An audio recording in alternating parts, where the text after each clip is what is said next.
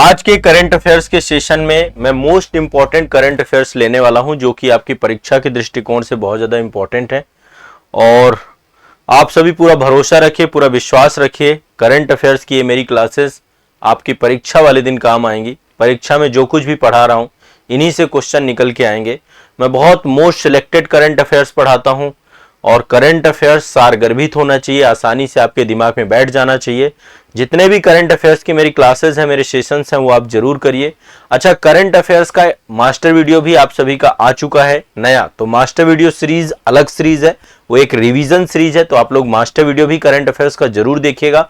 आजाद IAS academy के YouTube channel पे current affairs master video की प्लेलिस्ट बनी हुई है। आप उस प्लेलिस्ट के 2 से 3 जो लेटेस्ट वीडियो है वो जरूर देखिएगा। इससे क्या होगा, आप साल 1.5 साल के करंट अफेयर्स से तैयार रहेंगे। कोई भी परीक्षा देने जा रहे हैं, एक बार करंट अफेयर्स मास्टर वीडियो और करंट अफेयर्स का इंटायर वीडियो में करंट अफेयर्स की क्लासेस आपकी 3 घंटे, 4 घंटे, 5 घंटे, 6 घंटे के अलग अलग सेशंस होते हैं।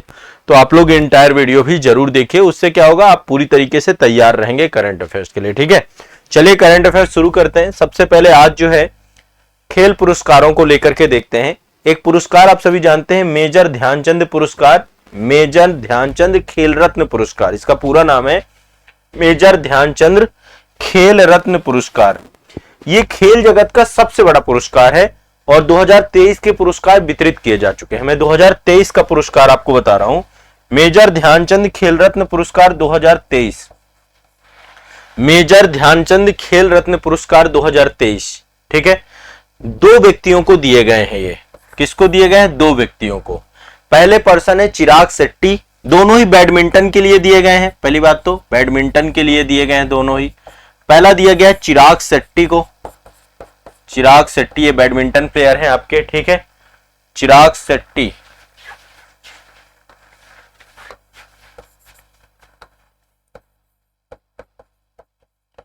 और दूसरा जो दिया गया है वो दिया गया है आपका सात्विक साईराज रंकी रेड्डी।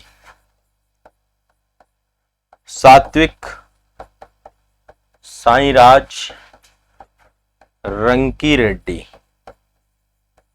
ठीक है, पहले मेजर ध्यानचंद खेल रत्न पुरस्कार को ही राजीव गांधी खेल रत्न पुरस्कार कहा जाता था, बाद में इसका नाम बदल दिया गया।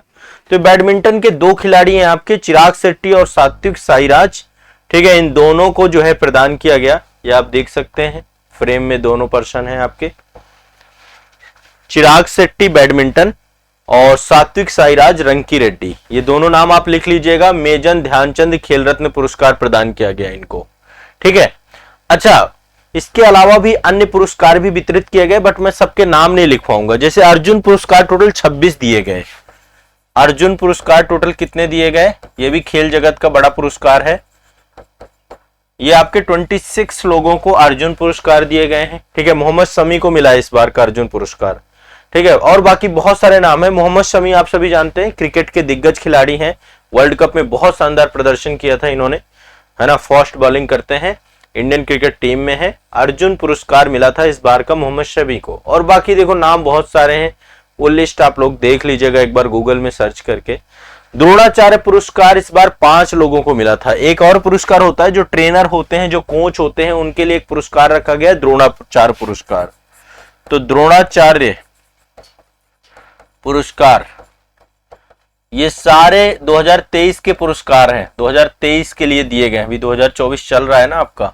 तो द्रोणाचार्य पुरस्कार आपके जो है ये किसको दिए गए हैं? 5 लोगों को। ठीक है, 5 लोगों को दिया गया। एक आपके ललित कुमार हैं। ठीक है, नाम लिखना और लिख लीजिए, बाकी कोई बहुत ज्यादा जरूरी नहीं है, इतना ज्यादा क्वेश्चन आता नहीं है। अच्छा, जो मेजर ध्यानचंद खेल रत्न पुरस्कार होता है ना, इसमें 25 लाख रुपया मिलता है और साथ में एक प्रतीक चिन्ह मिलता है। अर्जुन पुरस्कार में 15 लाख रुपया देते हैं, प्रतीक चिन्ह देते हैं। ठीक है, तो द्रोणाचार्य में कई श्रेणियां हैं, एक लाइफ टाइम श्रेणी भी है और एक नियमित श्रेणी है, रेगुलर श्रेणी है। ठीक है, तो ये द्रोणाचार्य पुरस्कार में एक तो नियमित श्रेणी में 5 लोगों को दिया गया है और लाइफ टाइम श्रेणी में 3 लोगों को दिया गया है। चलिए, तो ये बेसिक पहले मेजर, मैं यहाँ पे खेल रत्न पुरस्कार ही आपको बताना चाहता था। एक पुरस्कार और आ चुके हैं, इनका नाम है ऑस्कर पुरस्कार। 96 ऑस्कर पुरस्कार भी वितरित किए जा चुके हैं। 96वां ऑस्कर पुरस्कार का वितरण भी हो चुका है। और इस बार का जो ऑस्कर पुरस्कार मिला है सर्वश्रेष्ठ फिल्म का, वो मिला है ओपेनहाइमर को। ये परमाणु बम जो आपका बनाने वाले हैं, परमाणु बम के जो एक तरीके से सृजक हैं, जो लीडर है अमेरिका का, जो पूरा परमाणु कार्यक्रम था उसमें ओपेनहाइमर ही थे। ये मूवी आप लोग जरूर देखिए, बहुत शानदार मूवी है ये, ठीक है, बहुत शानदार मूवी है। और ये उस समय की परिघटनाओं को दिखाती है। द्वितीय विश्व युद्ध चल रहा था, द्वितीय विश्व युद्ध के समय अमेरिका ने जो है परमाणु कार्यक्रम अपना उसके पहले से ही चला रहे थे और परमाणु बम बनाया गया था ओपेनहाइमर के द्वारा, ठीक है।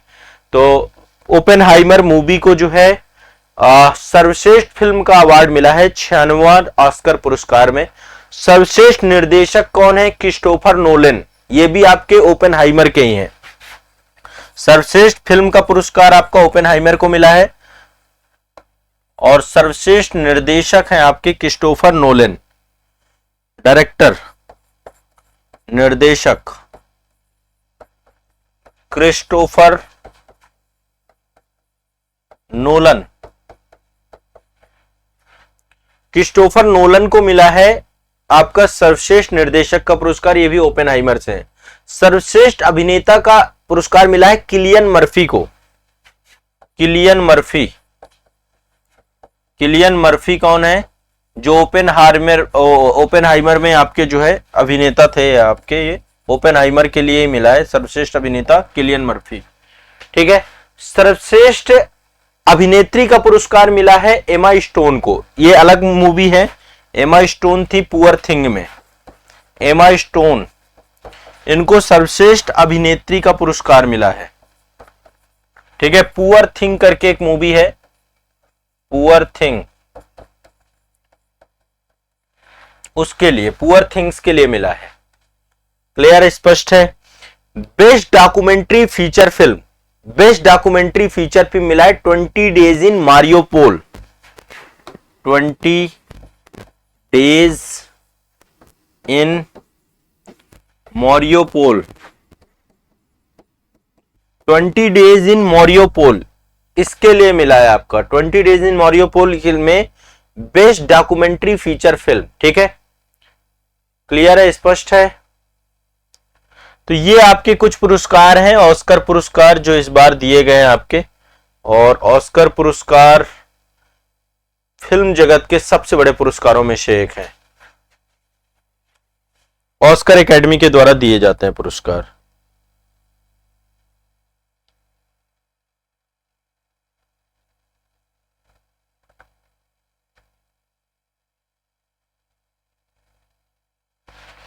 सभी को क्लियर हो गया? ऑस्कर पुरस्कार देखो मेन इतना ही है, इन्हीं में से आएगा यदि पूछेगा कुछ भी तो आप लोग ध्यान रखिएगा। रेमन मैग्सेस पुरस्कार 2023 के 65वें रेमन मैग्सेस पुरस्कार, ये वैसे मैं पहले भी बता चुका हूं, एक बार रिवाइज कर लो आप लोग। 65वें रेमन मैग्सेस पुरस्कार 2023 ये भी वितरित किए जा चुके हैं और ये 4 लोगों को मिले हैं, टोटल 4 लोगों को, जिसमें से एक भारतीय है हमारे। ये शायद आपसे पूछा जा सकता है, एक भारतीय है जिनका नाम है doctor Ravi Kannan R. Doctor Ravi Kannan R जो है ये भारत के हैं और ये स्वास्थ्य देखभाल से जुड़े हुए हैं। ये आपके किससे जुड़े हुए हैं? स्वास्थ्य देखभाल से, हेल्थ सेक्टर से जुड़े हुए हैं आपके Ravi Kannan R ji, health sector से जुड़े हुए हैं भारत के। एक तो इनको मिला है, दूसरा मिला है यूजेनियो लेमेस को। ये है जो यूजेनियो लेमेस, ये तिमोर लेस्ते के हैं। कहां के हैं? तिमोर लेस्ते के। तो ये कृषि और प्राकृतिक संरक्षण के लिए इनको दिया गया है। रेमन मैग्सेस पुरस्कार को एशिया का नोबेल प्राइज कहा जाता है, बड़ा पुरस्कार है। ये है यूजेनियो लेमोस। यूजेनियो लेमोस कहां के हैं? तिमोर लेस्ते के। तो इनको 2023 का मिला है, ठीक है। इसके बाद अगला जो आपका मिला है, ये मिला है मरियम कोरोनेल फेरर को। ये फिलिस्तीन की हैं, वो माफ करेगा फिलीपींस की है, माफ करेगा फिलीपींस की। मरियम कोरोनल फेरर, फिलीपींस की मरियम कोरोनल फेरर, ठीक है। ये युद्ध विवाद को सुलझाने के लिए फिलीपींस की हैं। ये युद्ध विवादों को रक्षा जो है एक तरीके से जानकार है, विशेषज्ञ है, स्ट्रेटजिस्ट है, ठीक है। तो मरियम कोरल फेरल को मिला है, कोरोनल फेरल को मिला है, ठीक है। और एक है आपके, ये आपके बांग्लादेश के, इनका नाम है कोरवी रच्छंद। कोरवी रच्छंद जी को मिला है बांग्लादेश के शिक्षा और गरीबी के क्षेत्र में। तो देखिए ये शिक्षा और गरीबी के क्षेत्र में है। कोरवी रक्षंद, सबसे नीचे आप जो फोटो देख रहे हैं, कोरवी रक्षंद नाम है इनका। इनको रेमन मैग्सेसे पुरस्कार मिला है।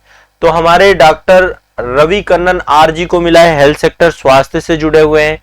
ठीक है, दूसरा मिला है यूजेनियो लोमेश को, ये एग्रीकल्चर और एनवायरमेंट से जुड़े हुए हैं। मरियम कोर्नेल फेरल को मिला है, ये डिफेंस सेक्टर से जुड़ी हुई हैं।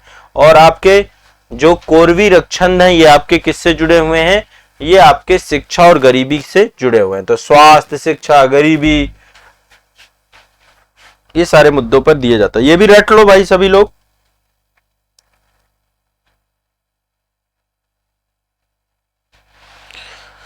सब लोग इसको लिख लिए सभी लोग। तो ये तीसरे हो गए 65वें रेमन मैग्सेसे पुरस्कार। एक पुरस्कार जिससे आयोग सबसे ज्यादा क्वेश्चन, मतलब पता नहीं आयोग को क्या हो गया है, एक क्वेश्चन इससे बनता ही बनता है हर बार। ठीक है, एक क्वेश्चन यहां से निकल के आता है। फिल्म जगत के पुरस्कार हैं ये आपके। हाँ, सभी लोग लिखते जाइए साथ साथ में।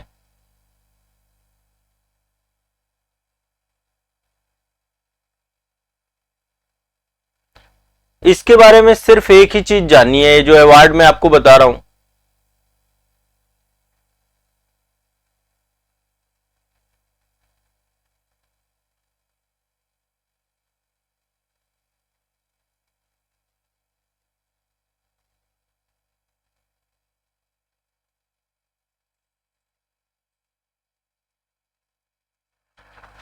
हाँ, ये पुरस्कार इंटरनेशनल फिल्म फेस्टिवल पुरस्कार, ये मतलब हर बार क्वेश्चन आता है इसका। अंतरराष्ट्रीय फिल्म फेस्टिवल पुरस्कार से हर बार क्वेश्चन पूछता है, ये आपको दिमाग में बैठा लेना है। ये हर बार क्वेश्चन इसका आता ही आता है, और ये गोवा में ही होता है। पहले तो पूछ लेता है कहां हुआ, तो ये गोवा में ही होता है। ठीक है, 54वां भारतीय अंतरराष्ट्रीय फिल्म महोत्सव, 54वां भारतीय अंतरराष्ट्रीय फिल्म महोत्सव ये गोवा में ही होता है। 20 से 28 नवंबर 2023 को हुआ, गोवा में हुआ आपका ये।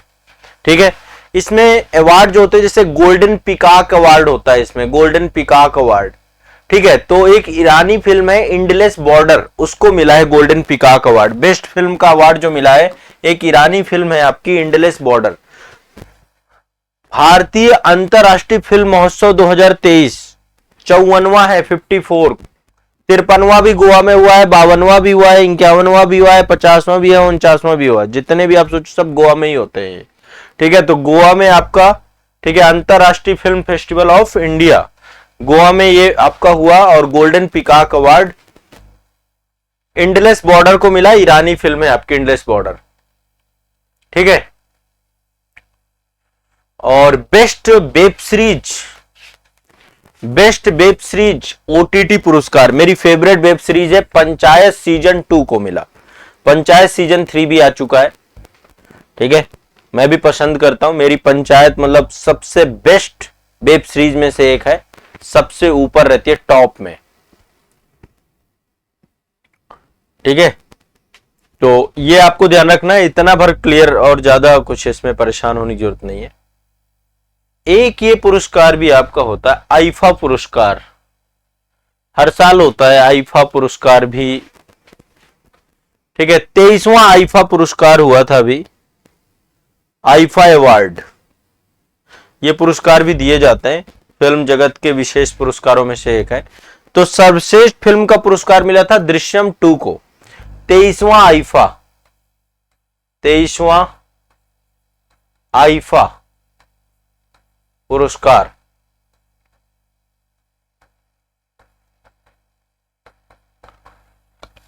सर्वश्रेष्ठ फिल्म दृश्यम 2 को मिला है। सर्वश्रेष्ठ अभिनेता ऋतिक रोशन। सर्वश्रेष्ठ फिल्म किसको मिला है? दृश्यम 2 को। सर्वश्रेष्ठ अभिनेता ऋतिक रोशन। विक्रम वेधा करके एक मूवी आई थी, उस मूवी के लिए, विक्रम वेधा के लिए सर्वश्रेष्ठ अभिनेता का पुरस्कार ऋतिक रोशन को।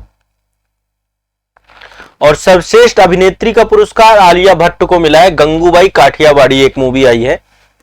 और सर्वश्रेष्ठ निर्देशक का पुरस्कार आर माधवन को मिला है रॉकेट्री के लिए। द नाम्बी इफेक्ट करके इन्होंने एक मूवी बनाई थी रॉकेट्री, बहुत शानदार मूवी है। नंबी दुराई जो है भारत के बहुत बड़े जो है साइंटिस्ट रहे जिन्होंने विकास इंजन को बनाया, उसके ऊपर जो है इन्होंने मूवी बनाई है। उनके लाइफ और उनके जीवन से जुड़ी हुई कंट्रोवर्सी, वो सब चीजों को वहां पे दिखाया गया, उनके स्ट्रगल संघर्ष सभी को दिखाया गया है। तो आईफा अवार्ड में एक तो दृश्यम 2, ठीक है, सर्वश्रेष्ठ फिल्म थी आपकी, सर्वश्रेष्ठ अभिनेता ऋतिक रोशन और सर्वश्रेष्ठ अभिनेत्री आलिया भट्ट और सर्वश्रेष्ठ निर्देशक आर माधवन। तो ये आईफा अवार्ड हो गए आपके, ठीक है। और 54वां अंतरराष्ट्रीय भारतीय अंतरराष्ट्रीय फिल्म फेस्टिवल ये आपका गोवा में हुआ है। इसके बाद ये रेमन मैग्सेस पुरस्कार आपके हो गए। इसके बाद ऑस्कर मैंने आपको बता दिया, 96वां ऑस्कर पुरस्कार ओपेनहाइमर को मिला है। और ये याद रखिएगा, ये मेजर ध्यानचंद खेल रत्न पुरस्कार 2023 आपको चिराग शेट्टी, सात्विक साईराज, रंकी रेड्डी इनको मिला है।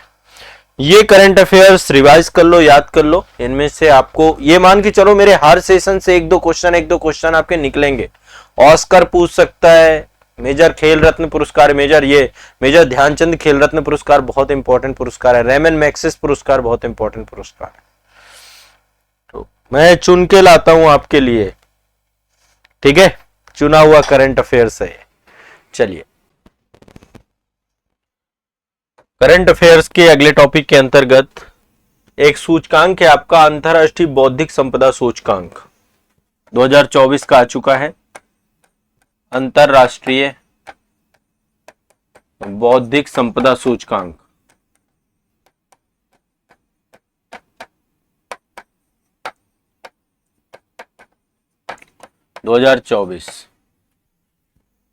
आपको पता है इंटेलेक्चुअल प्रॉपर्टी राइट को लेकर के अंतरराष्ट्रीय स्तर पर एक संस्था है आपकी, अमेरिका का वाणिज्यिक संगठन है US chamber of commerce. US chamber of commerce और ग्लोबल इनोवेशन पॉलिसी सेंटर के द्वारा 2012 से ही आपका इंटेलेक्चुअल प्रॉपर्टी राइट इंडेक्स आपका सूचकांक आपका जारी किया जाता है, अंतरराष्ट्रीय बौद्धिक संपदा सूचकांक। इस सूचकांक में 55 देशों की बौद्धिक संपदा का मूल्यांकन किया गया। टोटल 55 देशों के लिए ये सूचकांक जारी हुआ। टोटल कंट्री कितनी थी? 55 कंट्री थी टोटल। और इसमें यदि हम रैंकिंग की बात करें तो नंबर 1 पे अमेरिका है, दूसरे नंबर पे यूनाइटेड किंगडम है, यूएसए, नंबर 2 पे यूके, और टॉप 3 देख लेते हैं। तीसरे नंबर पे फ्रांस है, चौथे नंबर पे जर्मनी है और 5वें में आपका स्वीडन है। भारत की रैंकिंग की बात करें इंटेलेक्चुअल प्रॉपर्टी राइट में तो भारत की रैंक 42वीं है, 42 रैंक है भारत की। भारत की 42वीं रैंक है, पहले नंबर पे आपका अमेरिका है। तो अंतरराष्ट्रीय बौद्धिक संपदा सूचकांक आपका यूएस चैम्बर ऑफ कॉमर्स के द्वारा जारी किया जाता है और ये जो है आपका 12वां संस्करण था इस बार का। 55 देश थे टोटल, इसमें 55 अर्थव्यवस्थाएं थी, ठीक है। तो सबसे बेहतर जो है इंटेलेक्चुअल प्रॉपर्टी को संरक्षण को लेकर अमेरिका ध्यान रखता ही है, ठीक है। तो ये आपको दिमाग में बैठा लेना है। अब दूसरे नंबर पे चलते हैं, एक और सूचकांक है आपका जिसका नाम है भ्रष्टाचार बोध सूचकांक।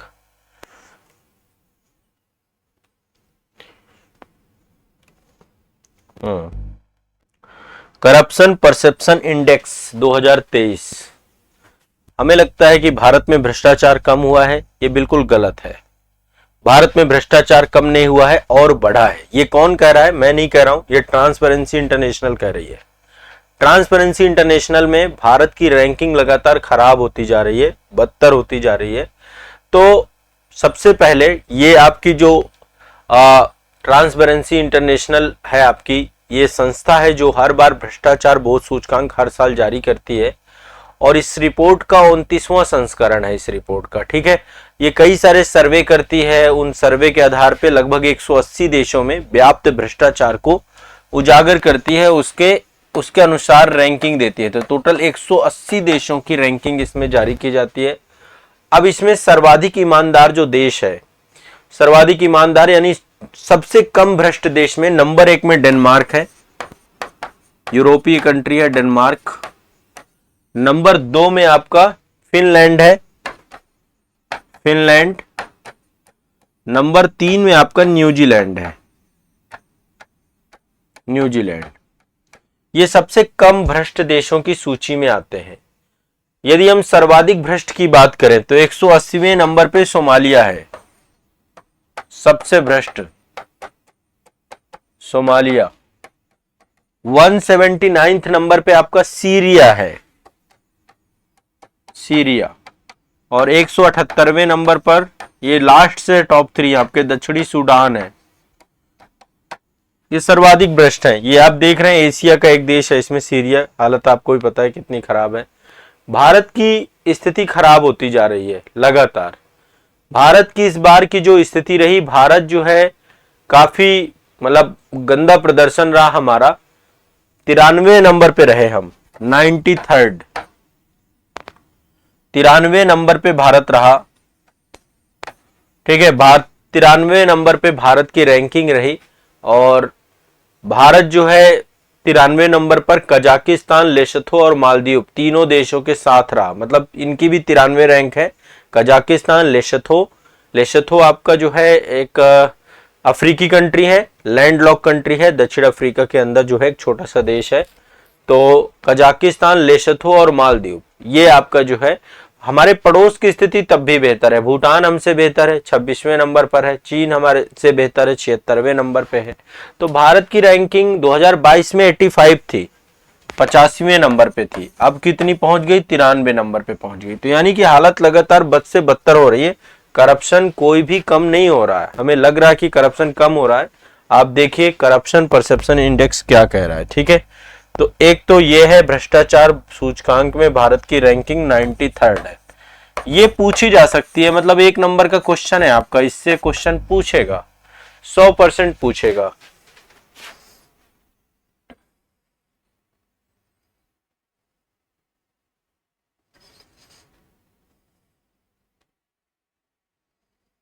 ठीक है, तो एक तो आप लोगों को ये करना ही करना है सभी को। अब अगला चलते हैं। देखिए, आपको सभी को पता है कि फ्रांस के साथ भारत के रिश्ते बेहतर हैं और इस बार गणतंत्र दिवस में फ्रांस के जो राष्ट्राध्यक्ष हैं वो भारत आए। ठीक है, फ्रांसीसी राष्ट्रपति की भारत यात्रा हुई। इनका नाम है इमैनुअल मैक्रो। क्या नाम है? Emmanuel Macron. ये कब आए थे भारत की यात्रा में? 25-26 जनवरी 2024 को आए थे। 26 जनवरी गणतंत्र दिवस समारोह के क्या बने थे? हमारे चीफ गेस्ट बने थे, मुख्य अतिथि बने थे।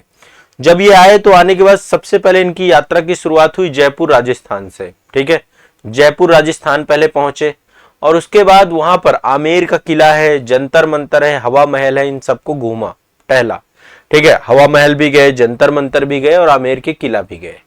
और इसके बाद गणतंत्र दिवस 2024 के मुख्य अतिथि के तौर पे भी रहे। 26 जनवरी 2024 में फ्रांस के राष्ट्रपति नई दिल्ली में आयोजित 75वां गणतंत्र दिवस था इस बार। एक क्वेश्चन यहां से भी बन सकता है, ये हमारा 75वां गणतंत्र दिवस था, तो 75वें गणतंत्र दिवस समारोह के मुख्य अतिथि बने आपके।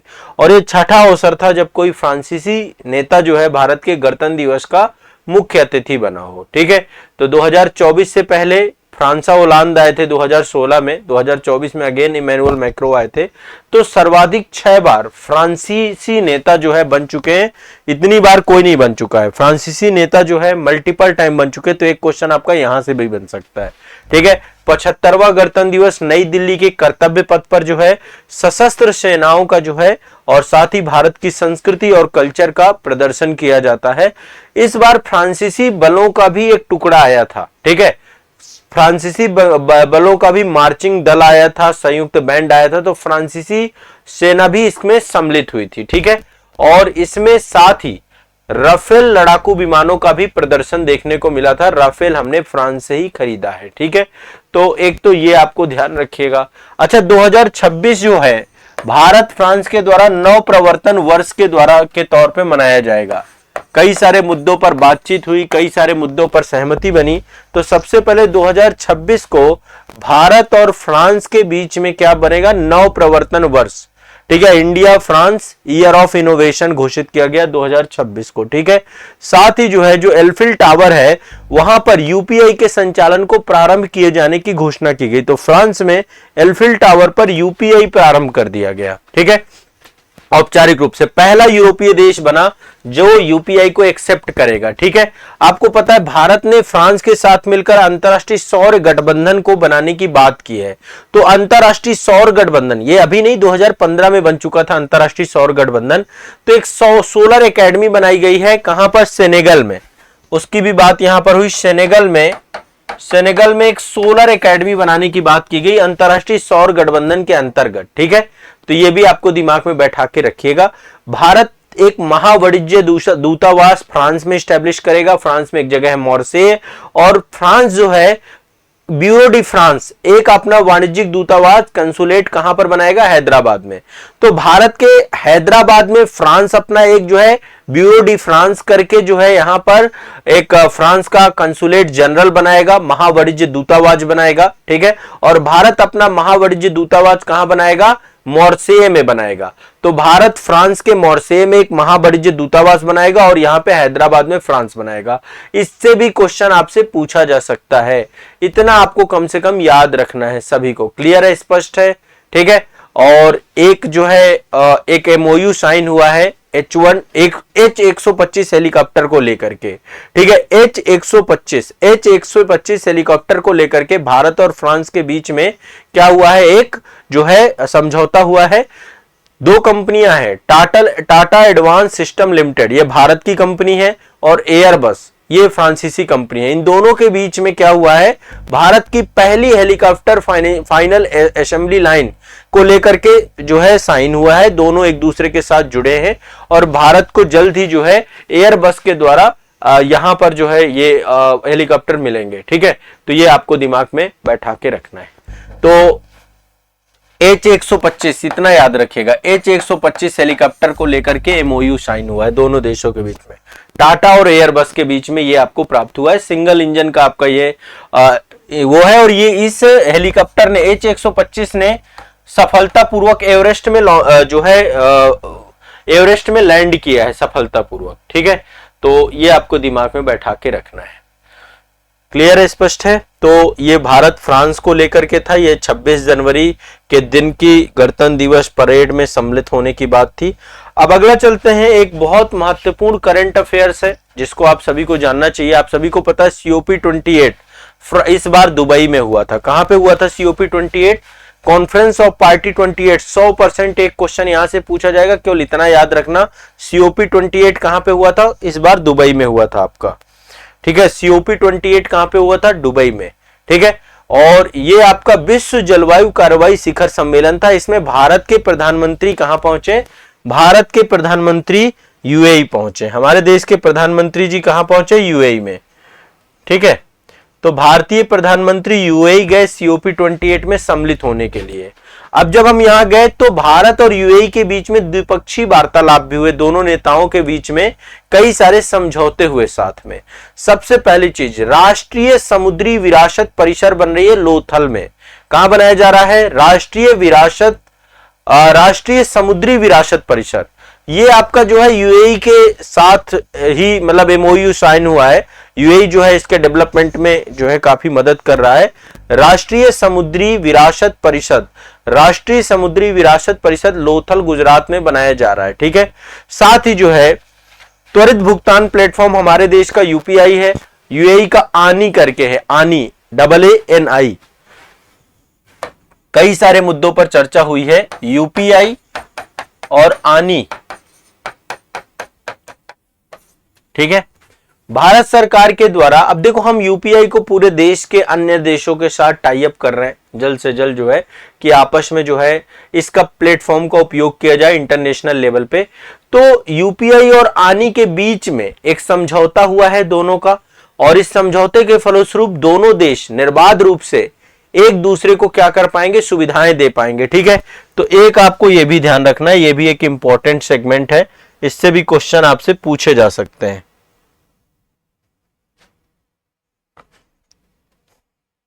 हाँ,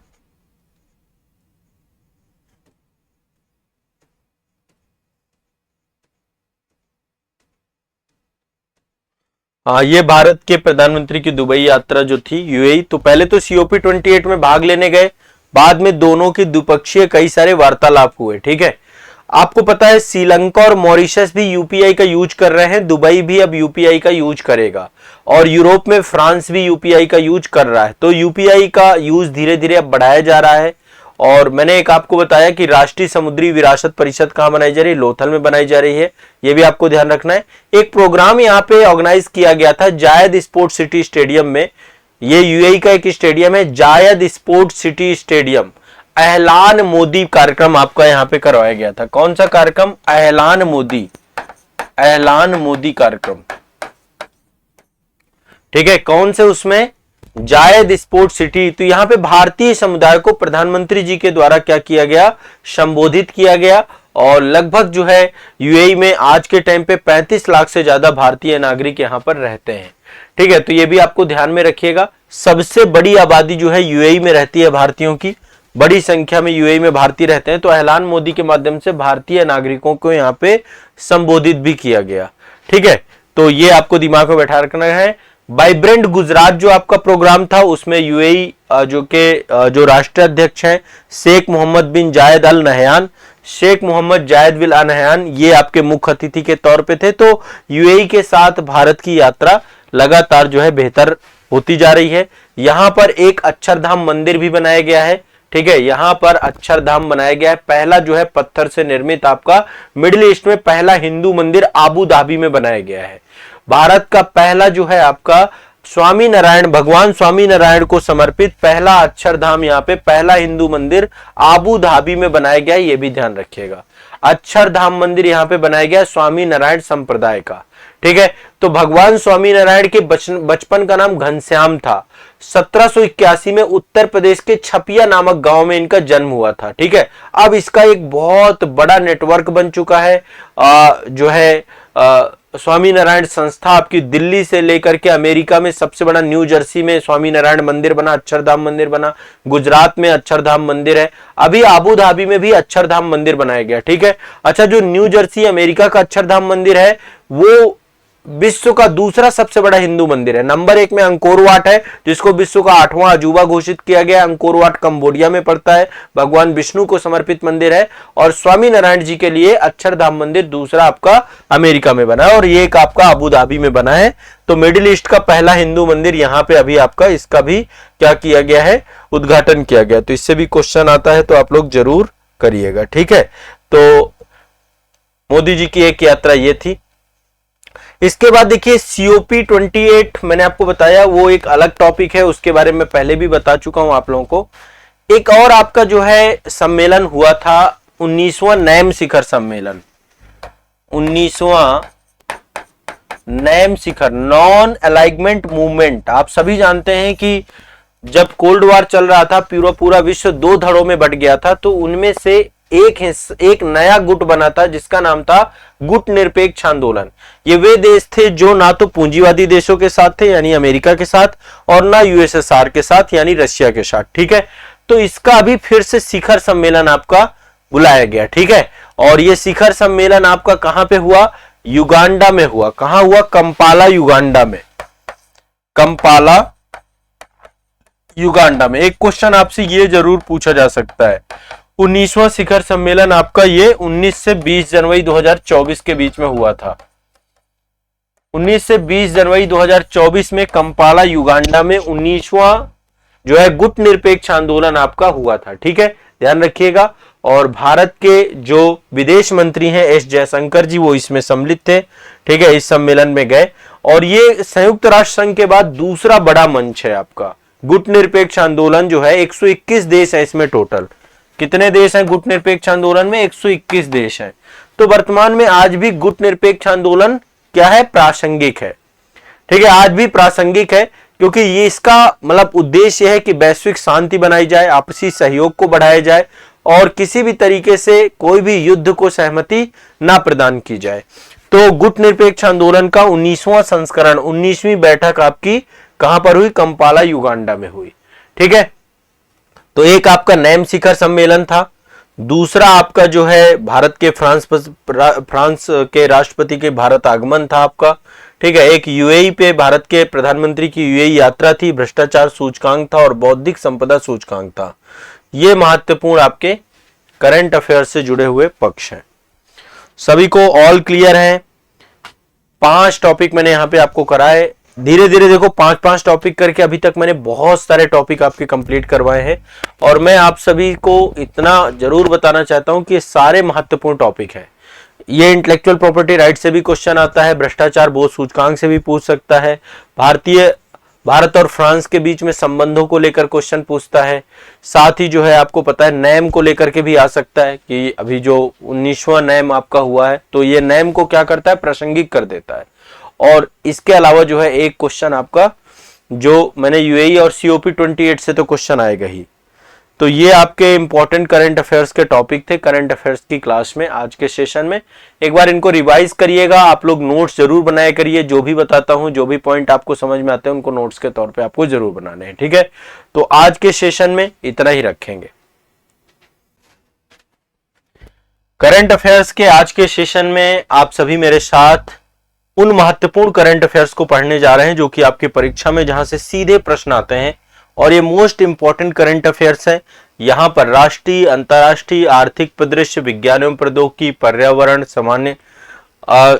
समान अध्ययन को जोड़ करके भी मैं चीजें पढ़ाता हूं और करंट अफेयर्स के सारे सेगमेंट यहां पर कंप्लीट किए जाते हैं। पर्सन इन न्यूज, हर तरीके का करंट अफेयर्स आपको यहां पर मिलेगा और ये बहुत सिलेक्टिव करंट अफेयर्स है। केवल पर डे लाइव क्लास में मैं आपको 5 टॉपिक कंप्लीट कराता हूं और यही सेशन बाद में इंटायर वीडियो के तौर पे भी आपको दिया जाता है। तो चलिए सेशन शुरू करते हैं हम लोग। करंट अफेयर्स के अंतर्गत जो पहला टॉपिक है डिफेंस सेक्टर से जुड़ा हुआ है। दरअसल रक्षा मंत्रालय जो हमारा है, हमारी डिफेंस मिनिस्ट्री जो है और एक संस्था आपकी कोचीन शिपयार्ड लिमिटेड, ध्यान से सुनिएगा, रक्षा मंत्रालय और कोचीन शिपयार्ड लिमिटेड के बीच में एक समझौता हुआ था पनडुब्बी रोधी युद्धक क्षमता के निर्माण करने के लिए। ठीक है, फिर से एक बार सुनिए, पनडुब्बी रोधी युद्धक क्षमता के निर्माण के लिए कोचीन शिपयार्ड लिमिटेड और डिफेंस मंत्रालय के बीच में आपस में एक समझौता हुआ और यह बात हुई कि 8 पोतों का निर्माण करना है। ठीक है, इन पोतों का नाम माहे श्रेणी दिया गया, माहे क्लास दिया गया। इन पोतों का नाम क्या दिया गया, माहे श्रेणी। तो माहे श्रेणी के 8 पोतों के निर्माण का एक अनुबंध हुआ, एमओयू साइन हुआ कोचीन शिपयार्ड लिमिटेड और भारत के रक्षा मंत्रालय के बीच में। ठीक है, और इसके माध्यम से स्वदेशी तकनीकी से अंतरजलीय सेंसरों के साथ, अंडर वाटर सेंसर्स के साथ परमाणु रोधी पोतों का निर्माण करना, जो पनडुब्बी रोधी होती हैं। जो पनडुब्बियां होती हैं ना, आपको पता है पनडुब्बियां गहरे समुद्र में काफी नीचे होती हैं। तो जो तटीय जल है, जो हमारा तटीय क्षेत्र है, यहां पर पनडुब्बी रोधी अभियानों को संचालित करने में ये पोत सक्षम हो पाएंगे। तो 8 पोत टोटल बनाए जाने थे। अभी हाल ही में जो है आपको मैं बता दूं, 3 पोतों का जलावरण किया गया है जिनका नाम माहे, मालवन और मांगरोल है। ठीक है, 3 पोते हैं, 3 पोत हैं आपके टोटल। एक है माहे, 3 पोतों का जलावरण किया गया है। पहले माहे, ठीक है, दूसरा पोत है, ये लाइन से आप देख सकते हैं, तीनों पोतों को बना करके जलावरण किया गया। माहे श्रेणी के पोत हैं ये। पहला है माहे, दूसरा मालवन और मांगरोल, मालवन और तीसरा है मांगरोल। इन तीनों पोत, ये 3 कैसे पोत हैं, पनडुब्बी रोधी पोत हैं। ठीक है, किसने डेवलप किया है, कोचीन शिपयार्ड लिमिटेड के द्वारा एस्टेब्लिशमेंट किया गया है। तो इन तीनों को क्या किया गया, जलावरण किया गया है। ठीक है, किसके द्वारा बनाए गए हैं, कोचीन शिपयार्ड लिमिटेड के द्वारा इनको विकसित किया गया है। तो ये आपके पनडुब्बी रोधी युद्धक आपके जो है पोत होंगे, पहली चीज तो ये आपको ध्यान रखिएगा। और ये हमारे बंदरगाहों को सुरक्षित करेंगे, जितने भी बंदरगाह हैं उन सभी को सुरक्षित करने का प्रयास करेंगे। तो ये एक आपको करंट अफेयर से क्वेश्चन पूछ सकता है और आप लोग ध्यान रखिएगा। 3 पोत अलग अलग हैं, आईएनएस माहे, आईएनएस मालवन, आईएनएस मांगरोल के नाम से इनको जाना जाएगा। ठीक है, हल्के वजन के पोत हैं ये। कैसे पोत हैं, हल्के वजन के पोत हैं, बहुत ज्यादा लाइट वेटेड हैं ये।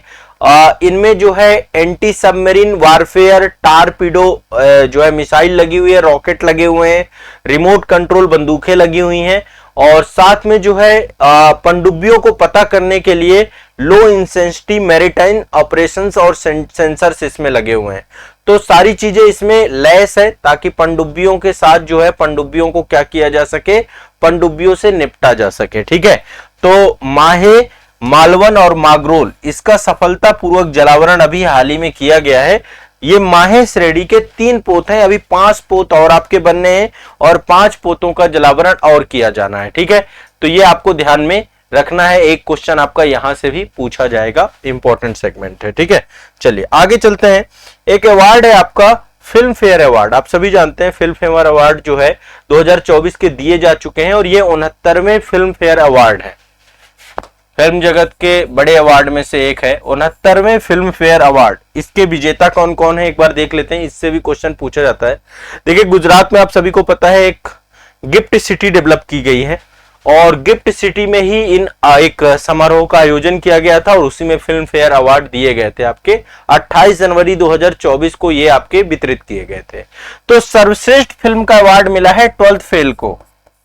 आप सभी ने देखा होगा, बहुत ही मोटिवेशन से भरी हुई और आईपीएस अधिकारी मनोज शर्मा जी के जीवन पर यह पूरी की पूरी फिल्म है आपकी। तो 12th फेल आपकी ये फिल्म जो है सर्वश्रेष्ठ फिल्म का पुरस्कार पाती है इस फिल्म में।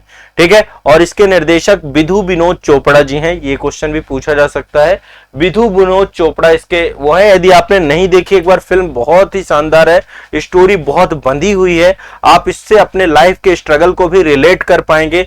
हर एक एस्पिरेंट जो कि अपने लाइफ को बड़े संघर्ष में जीता है और बाद में सफल होता है जाकर के, तो आप इस फिल्म से बहुत ही मोटिवेशन ले सकते हैं कि जीवन में आपका संघर्ष शायद बहुत कम है, दूसरे लोगों का संघर्ष बहुत ज्यादा, और हो सकता है आपका संघर्ष इससे ज्यादा हो। ठीक है, तो लाइफ में हर व्यक्ति का अपना अपना संघर्ष होता है। तो 12th फेल आपका जो है, इसको सर्वश्रेष्ठ फिल्म का पुरस्कार दिया गया है फिल्म फेयर के अंतर्गत। एक क्वेश्चन ये आपसे पूछा जा सकता है। ठीक है, इसके बाद सर्वश्रेष्ठ फिल्म क्रिटिक्स अलग होती है। ये तो हो गई सर्वश्रेष्ठ फिल्म। ठीक है, सर्वश्रेष्ठ फिल्म क्रिटिक्स में मिला है जोरम मूवी को। सर्वश्रेष्ठ एक अलग कैटेगरी है, सर्वश्रेष्ठ फिल्म क्रिटिक। इसके निर्देशक है देवाशीष मखीजा। देवाशीष मखीजा के द्वारा निर्देशित एक फिल्म है आपकी जोरम। इसको सर्वश्रेष्ठ फिल्म क्रिटिक्स कैटेगरी का अवार्ड मिला है। ठीक है, सर्वश्रेष्ठ अभिनेता का पुरस्कार मिला है रणवीर कपूर को। एनिमल मूवी आप सभी ने देखी होगी। एनिमल में रणवीर कपूर बड़ा शानदार रोल किया है इन्होंने इस मूवी में। रणवीर कपूर को मिला है, ठीक है, सर्वश्रेष्ठ अभिनेता का पुरस्कार। सर्वश्रेष्ठ अभिनेता क्रिटिक्स का मिला है विक्रांत मैसी को। बहुत शानदार एक्टर है। 12th फेल में विक्रांत मैसी हैं। हो सकता है 12th फेल के जो एक्टर हैं जिन्होंने मनोज जी का किरदार निभाया है वो आपके कौन थे? विक्रांत मैसी। ध्यान रखिएगा, विक्रांत मैसी।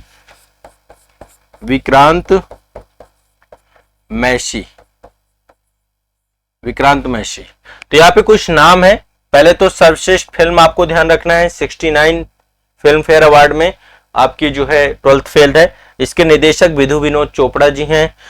क्रिटिक में, सर्वश्रेष्ठ फिल्म क्रिटिक में जोरम को मिला है। सर्वश्रेष्ठ अभिनेता रणवीर कपूर एनिमल के लिए मिला है और विक्रांत मैसी को सर्वश्रेष्ठ फिल्म क्रिटिक का अवार्ड मिला है। सर्वश्रेष्ठ अभिनेत्री का अवार्ड मिला आलिया भट्ट को। सर्वश्रेष्ठ अभिनेत्री मिला है आलिया भट्ट। इनकी एक मूवी थी जो है रॉकी एंड रानी की प्रेम कहानी, उस मूवी के लिए इनको मिला है फिल्म फेयर। तो सर्वश्रेष्ठ अभिनेत्री का पुरस्कार किसको मिला है? आलिया भट्ट को। ठीक है, ये आपको ध्यान रखिएगा। और सर्वश्रेष्ठ अभिनेत्री क्रिटिक्स का मिला है रानी मुखर्जी को। ठीक है, मिसेज चटर्जी वर्सेस नॉर्वे करके एक मूवी आई थी, उसके लिए रानी मुखर्जी को मिला है। सर्वश्रेष्ठ निर्देशक का पुरस्कार किसको मिला है? विधु विनोद चोपड़ा जी को, जिन्होंने 12th फेल को क्या किया? 12th फेल के लिए ही मिला इनको। सर्वश्रेष्ठ विधु विनोद चोपड़ा, इनको मिला है 12th फेल के लिए, विधु विनोद चोपड़ा जी को। ठीक है, ये आपको ध्यान में रखना है। क्लियर, स्पष्ट है?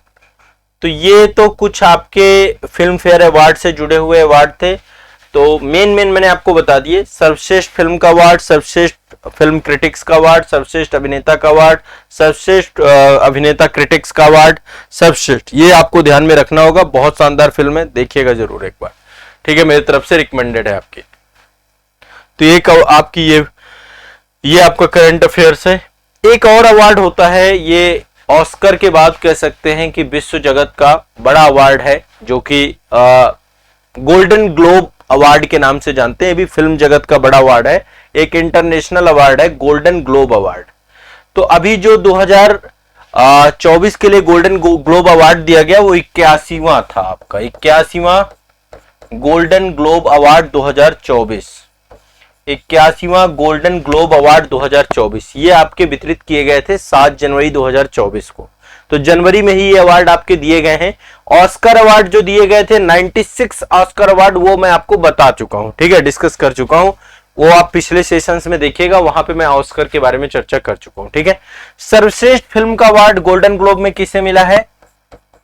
ऑस्कर भी इसी फिल्म को मिला है, और इसी को गोल्डन ग्लोब में भी सर्वश्रेष्ठ फिल्म मिला है ओपेनहाइमर को।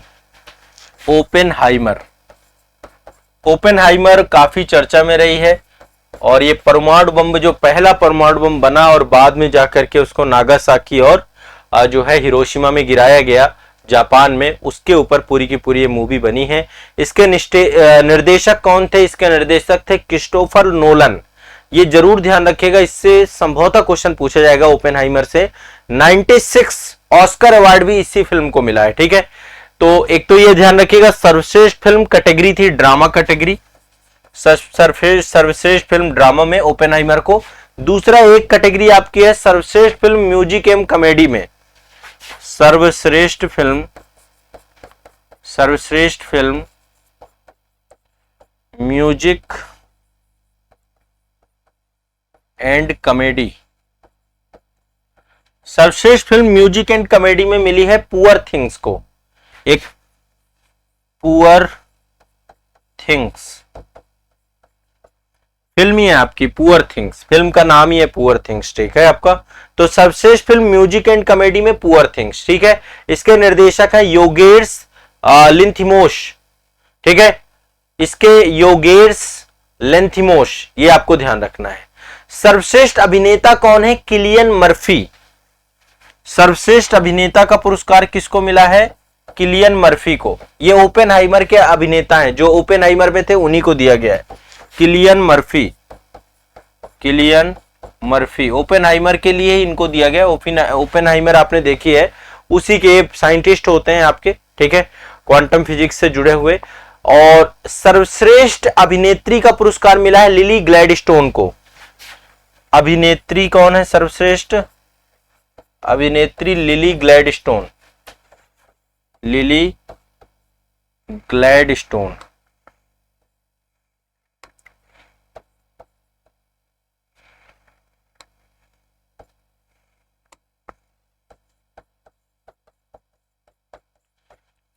ग्लैडस्टोन, इनकी फिल्म जो है आपकी लिली ग्लैडस्टोन की killers of the flower moon करके एक मूवी है, उसी मूवी के लिए इनको दिया गया सर्वश्रेष्ठ अभिनेत्री का पुरस्कार, ठीक है। तो एक तो ये ध्यान रखिएगा।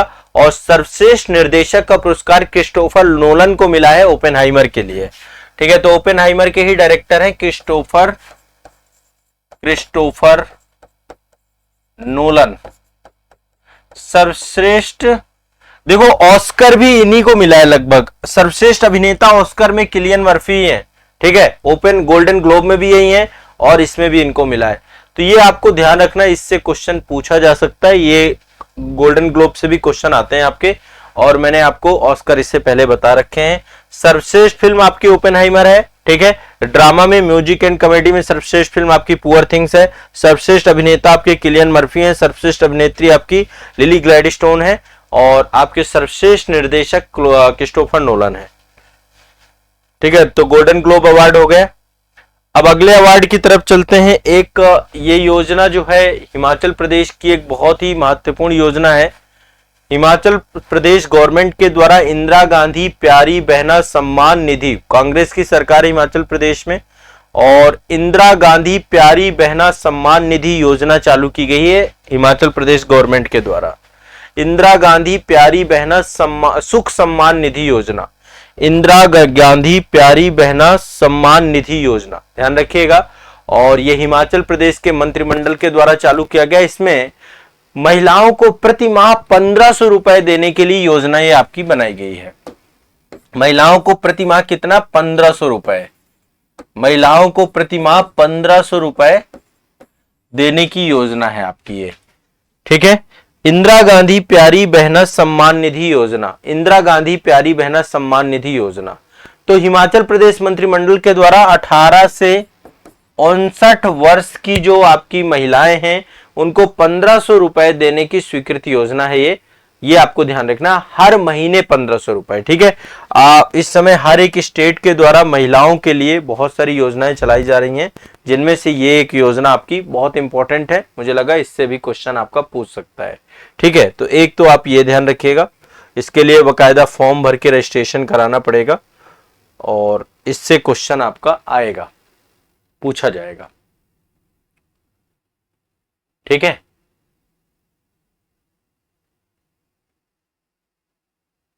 अब नेक्स्ट आगे चलते हैं। एक ये आपका अवार्ड दिया गया है, पहली बार दिया गया है उत्तर प्रदेश गौरव सम्मान अवार्ड। उत्तर प्रदेश प्रथम पहली बार दिया गया उत्तर प्रदेश गौरव सम्मान पुरस्कार 2024, ये फर्स्ट टाइम दिया गया है आपका उत्तर प्रदेश गौरव सम्मान पुरस्कार। ये 2 लोगों को दिया गया है, एक तो इसरो की वैज्ञानिक है रितु करिगल श्रीवास्तव, ये आप देख पा रहे हैं इसरो की ये साइंटिस्ट हैं डॉक्टर रितु करिगल श्रीवास्तव, ठीक है। और दूसरे आपके उद्यमी हैं नवीन तिवारी, ये आपके एंटरप्रेन्योर हैं नवीन तिवारी जी, और ये हैं आपके रितु करिगल श्रीवास्तव। तो ये ध्यान रखिएगा 24 जनवरी को उत्तर प्रदेश दिवस आपका मनाया जाता है। 24 जनवरी 2025 को उत्तर प्रदेश दिवस के दिन उत्तर प्रदेश गौरव सम्मान दिया गया 2 पर्सन को। एक आपके इसरो के वैज्ञानिक हैं जिनका नाम है रितु करिगल श्रीवास्तव, और दूसरे आपके हैं नवीन तिवारी, ठीक है। इनको प्रदान किया गया उत्तर प्रदेश गौरव सम्मान, यह आपको दिमाग में बैठा लेना है। क्लियर है सभी को? कोई दिक्कत तो नहीं है? हाँ, अब एक उत्तर प्रदेश सरकार की भी बहुत प्रभावी योजना है, मुख्यमंत्री युवा उद्यमी विकास योजना। मुख्यमंत्री युवा उद्यमी विकास योजना उत्तर प्रदेश सरकार की एक बहुत ही महत्वाकांक्षी योजना है, मुख्यमंत्री युवा उद्यमी विकास योजना। ये उत्तर प्रदेश के जो मुख्यमंत्री हैं श्री योगी आदित्यनाथ जी के द्वारा उद्यमियों को सशक्त करने के लिए, जो युवा उद्यमी हैं उनको सशक्त बनाने के लिए, उनमें नवाचार लाने के लिए, उद्यम की संस्कृति एंटरप्रेन्योरशिप कल्चर को बढ़ावा देने के लिए मार्च 2024 में ये योजना आपकी शुरू की गई थी, ठीक है। अब इसके तहत सरकार का उद्देश्य है कि प्रति वर्ष 1 लाख युवा उद्यमियों को 5 लाख रुपए तक का ब्याज मुक्त ऋण प्रदान करना है, ठीक है। इसके तहत क्या दिया जाना है? ऋण दिया जाना है, ठीक है। ब्याज, इसके तहत ब्याज मुक्त ऋण प्रदान करना है, ठीक है। कितना ऋण प्रदान करना है? 5 लाख रुपया, ठीक है। कितना? 1 लाख युवा उद्यमियों को प्रति वर्ष,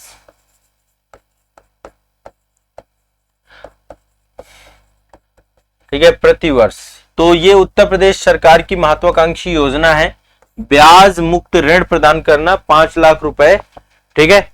और इसके तहत जो है सरकार का अल्टीमेट गोल ये है, 1000 करोड़ रुपए आवंटित किया गया है।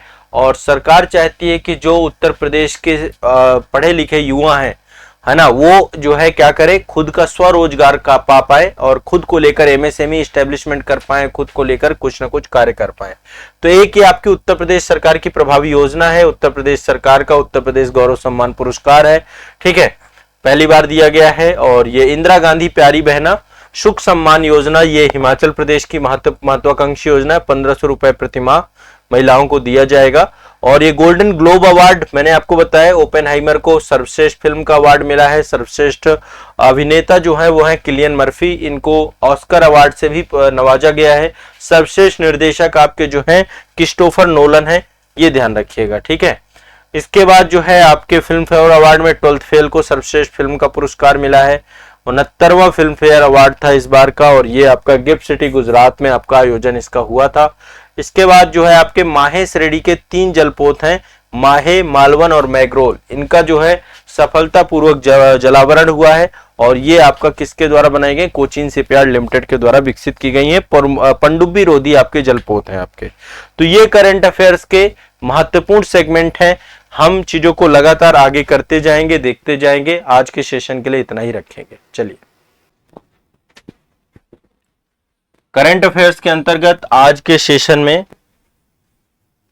हमें जो पहला करंट अफेयर्स पढ़ना है वो है विश्व प्रसन्नता रिपोर्ट। वर्ल्ड हैप्पीनेस रिपोर्ट 2024 आ चुकी है और इस रिपोर्ट से भी क्वेश्चन आपका हमेशा पूछा जाता है। 20 मार्च 2024 को ये रिपोर्ट आई, वर्ल्ड हैप्पीनेस रिपोर्ट 2024। तो विश्व प्रसन्नता रिपोर्ट 2024 आ चुकी है आपकी। विश्व प्रसन्नता रिपोर्ट 2024, विश्व प्रसन्नता रिपोर्ट 2024, ठीक है। ये आपका जो है एक संस्था है आपकी, यूनाइटेड नेशन की संयुक्त राष्ट्र निर्वहनीय विकास समाधान नेटवर्क, इसको हम शॉर्टकट में बोलते हैं यूनाइटेड नेशन, ठीक है, यूनाइटेड नेशन UNSDSN, इसको शॉर्टकट में ये बोलते हैं, ठीक है, संयुक्त राष्ट्र निर्वहनीय विकास समाधान नेटवर्क, ठीक है। तो इसके द्वारा जो है, और Oxford well being research centre, ये दो आपके एक संस्था Oxford well being research centre है, इन दोनों के सहयोग से जो है ये आपका रिपोर्ट जारी किया जाता है, विश्व प्रसन्नता रिपोर्ट 2024, ठीक है। इसमें 6 महत्वपूर्ण कारक होते हैं, 6 फैक्टर पे आपकी रिपोर्ट बनती है, ठीक है। पहला कि किसी भी देश की प्रति व्यक्ति सकल घरेलू उत्पाद क्या है, मतलब प्रति व्यक्ति आय कितनी है, समाज में स्वस्थ जीवन प्रत्याशा कितनी है, कितने लोग हेल्दी लाइफ जी रहे हैं, जीवन प्रत्याशा कितनी है।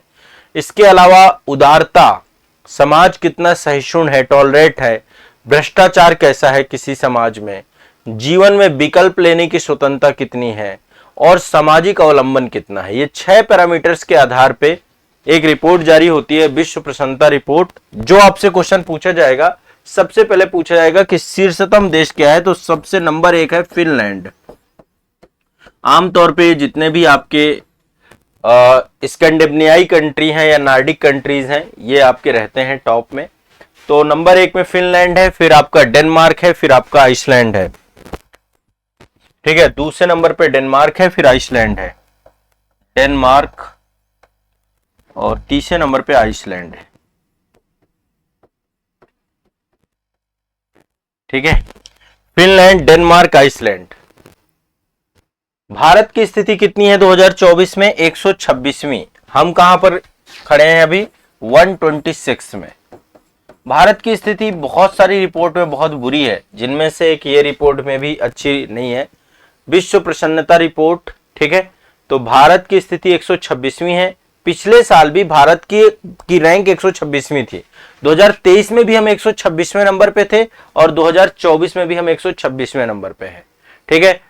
चाइना को देखें, चाइना 60वें कंडीशन पे है, 60। पाकिस्तान 108वें कंडीशन पे है।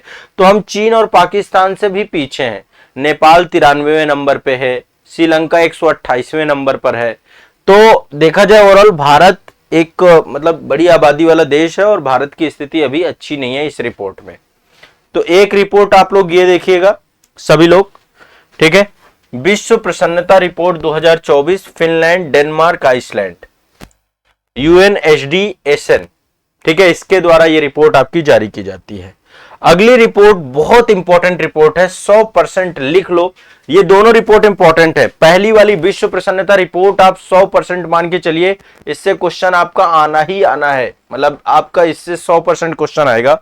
और एक ये है ह्यूमन डेवलपमेंट रिपोर्ट 2023-24, ठीक है। ये रिपोर्ट भी 13 मार्च 2024 को आपकी जारी हुई और इसको जारी करने वाली संस्था UNDP, United Nation Development Programme, UNDP के द्वारा जारी किया जाता है। 193 देशों की रैंकिंग प्रदान की जाती है। 3 पैरामीटर हैं इसमें।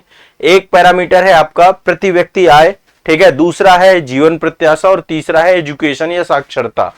तो इसमें टॉप कंट्रीज की बात करें, नंबर 1 पे स्विट्जरलैंड है, नंबर 1 पर स्विट्जरलैंड है, नंबर 1 पर स्विट्जरलैंड है, नंबर 2 पे आपका नॉर्वे है, फिर आइसलैंड है, नंबर 2 पे नॉर्वे और नंबर 3 पे आइसलैंड, आइसलैंड। ये क्वेश्चन रट लो, आएगा ही आएगा इसमें। ह्यूमन डेवलपमेंट रिपोर्ट 2023-24 यूएनडीपी में, ठीक है, यूएनडीपी के द्वारा जारी किया जाता है। नंबर 1 पे स्विट्जरलैंड है, नंबर 2 पे नॉर्वे है, नंबर 3 पे आइसलैंड है, ठीक है। ये 3 आपके जो है महत्वपूर्ण आपको ध्यान में रखना है। अच्छा, इसमें जो है भारत की स्थिति बहुत बुरी है, मतलब भारत की स्थिति लगातार गड़बड़ होती जा रही है।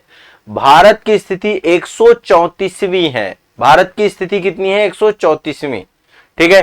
तो ये आपको ध्यान में रखना है, भारत की स्थिति कितनी है? 134वीं रैंक है हमारी। तो हमारी रैंक इसमें लगातार गड़बड़ हुई है। हमारी रैंक इतनी बुरी नहीं थी, इतनी बुरी हो गई। 134वें नंबर पे हैं हम लोग, ठीक है। तो भारत की रैंक कितनी है? 134, 134वीं रैंक है। इससे 100% क्वेश्चन पूछा जाएगा। सबसे लास्ट में सोमालिया आता है आपका, सबसे लास्ट में। तो 193 देशों में 134वें नंबर पे हमारी स्थिति अच्छी नहीं है, ठीक है। ये आपको ध्यान में रखना है। ह्यूमन डेवलपमेंट रिपोर्ट में भारत 134th रैंक पर है। ये रट लो, इससे क्वेश्चन आपका निकलेगा, आएगा, आपको याद रखना है। इसको लेकर के कोई भी गड़बड़ नहीं करेगा। 3 पॉइंट है, जीवन प्रत्याशा, शिक्षा सूचकांक और आय सूचकांक। इन तीनों को जोड़ करके आपकी रिपोर्ट आपकी बनती है। और जो एसडीआई की ये ह्यूमन डेवलपमेंट रिपोर्ट की अवधारणा है, पाकिस्तानी अर्थशास्त्री महबूब उल हक, उनके द्वारा ये अर्थशास्त्र में नोबेल प्राइज भी इनको मिला था। और भारतीय मूल के अमर्त्य सेन, ये 2 लोग हैं, पाकिस्तान मूल के हैं महबूब उल हक, और भारतीय जो है अमर्त्य सेन, इनके द्वारा ये अवधारणा आपकी डेवलप की गई थी, ठीक है, एसडीआई की अवधारणा, ठीक है। तो प्रॉपर आपकी जो है ये आपका एसडीआई प्रॉपर आपका जो है जारी किया जाता है, ठीक है। अब नेक्स्ट आगे चलते हैं। हाँ,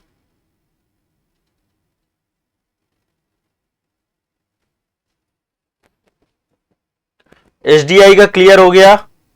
अगला देखिए, अभी क्या है, कृत्रिम बुद्धिमत्ता, जो आपका आर्टिफिशियल इंटेलिजेंस है, इस पे एक्ट लेकर के आया गया है, अधिनियम लेकर के आया गया। और ये अधिनियम कौन लेकर के आया है? ये अधिनियम लेकर के आया है कौन आपका? ये अधिनियम लेकर आया है यूरोपीय संसद के द्वारा एक एक्ट लेकर के आया गया है एआई पर। यूरोपीय संसद, ईयू के द्वारा, यूरोपीय संसद, यूरोपीय यूनियन के द्वारा एक कानून लेकर के आया गया है, कृत्रिम बुद्धिमत्ता अधिनियम। कृत्रिम बुद्धिमत्ता अधिनियम। अच्छा, एक चीज और बता दो, कृत्रिम बुद्धिमत्ता शब्द है ना, ये भी आपका भारतीय संविधान में अनुसूची 7 के अंतर्गत अपशिष्ट श्रेणी में आता है। अपशिष्ट मतलब विषय में आता है। अपशिष्ट विषय ऐसे विषय हैं जो कि संघ सूची और समवर्ती सूची या राज्य सूची में नहीं दिए गए हैं, जैसे साइबर क्राइम, कृत्रिम बुद्धिमत्ता, अंतरिक्ष अनुसंधान, ये सब अपशिष्ट विषय हैं और सब सेंट्रल गवर्नमेंट संभालता है इनको, ठीक है। तो जब कभी इस पे भारत में कानून बनेगा एआई को लेकर के, तो वो भी आपका जो है संसद ही बनाएगी, ठीक है। तो यूरोपीय संसद के द्वारा ये बिल लाया गया और इसका उद्देश्य ये है कि आर्टिफिशियल इंटेलिजेंस के क्षेत्र में ग्रो करना, नवाचार बढ़ाना, और साथ साथ मतलब सुरक्षा के उद्देश्य को सबसे ज्यादा ध्यान में रखना, ठीक है। मौलिक अधिकारों का भी उल्लंघन ना हो किसी भी व्यक्ति के, फंडामेंटल की आर्टिफिशियल इंटेलिजेंस के कारण से किसी के फंडामेंटल राइट, तो लॉ एंड ऑर्डर रहे, और आर्टिफिशियल इंटेलिजेंस के जो जोखिम है उन उच्च जोखिमों से भारत को, विश्व को बचाना, ठीक है, नवाचार को बढ़ावा देना। तो ये आपका जो है पूरा का पूरा लेकर के आया गया है। और ऐसे कोई भी अनुप्रयोग आर्टिफिशियल इंटेलिजेंस के जो नागरिकों को खतरा प्रदान करते हैं, उन सभी अनुप्रयोगों को क्या करना? बैन कर देना, ठीक है। और ये सारी चीजों को लेकर के एआई से जुड़ी हुई चीजों को लेकर काम किया गया है, ठीक है। तो ये भी आपको ध्यान में रखना। आर्टिफिशियल इंटेलिजेंस कानून आ चुका है, कृत्रिम बुद्धिमत्ता अधिनियम आ चुका है, यूरोपीय संसद के द्वारा यह अधिनियम आपका लेकर के आया गया है। आगे चलते हैं नेक्स्ट। अगला जो है ये एक बहुत इंपॉर्टेंट आपका क्वेश्चन है। हमारे यहाँ जनजातियां बहुत सारी हैं भारत में, तो जनजातीय संस्कृति और विरासत संरक्षण और संवर्धन केंद्र आपका बनाया गया है झारखंड में। एक जगह है खरसवां जिला, वहां पे एक जगह है पदमपुर। खरसवां में एक जगह है पदमपुर। खरसवां जिला के पदमपुर में आपका जनजातीय संस्कृति और विरासत के संरक्षण और संवर्धन का केंद्र बनाया गया है। जनजातीय संस्कृति के संरक्षण एवं संवर्धन केंद्र का निर्माण।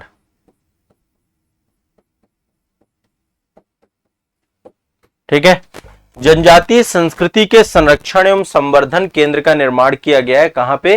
खरसवां में। कहां पे किया गया? खरसवां में। ठीक है, खरसवां जिले के पदमपुर में किया गया है। तो एक तो ये आपको ध्यान रखना है, ये किसने किया है? केंद्रीय मंत्री अर्जुन मुंडा साहब हैं, जो जनजातीय कृषि एवं कार्य मंत्री हैं। तो आपसे पूछा जा सकता है खरसवां पदमपुर कहां पड़ता है? झारखंड में पड़ता है। ठीक है, और ये आपका जो हमारी जनजातियां हैं उनके कल्चर को क्या करेगा? ये दिखाएगा, उनकी संस्कृति को दिखाएगा, उनके कल्चर को दिखाएगा।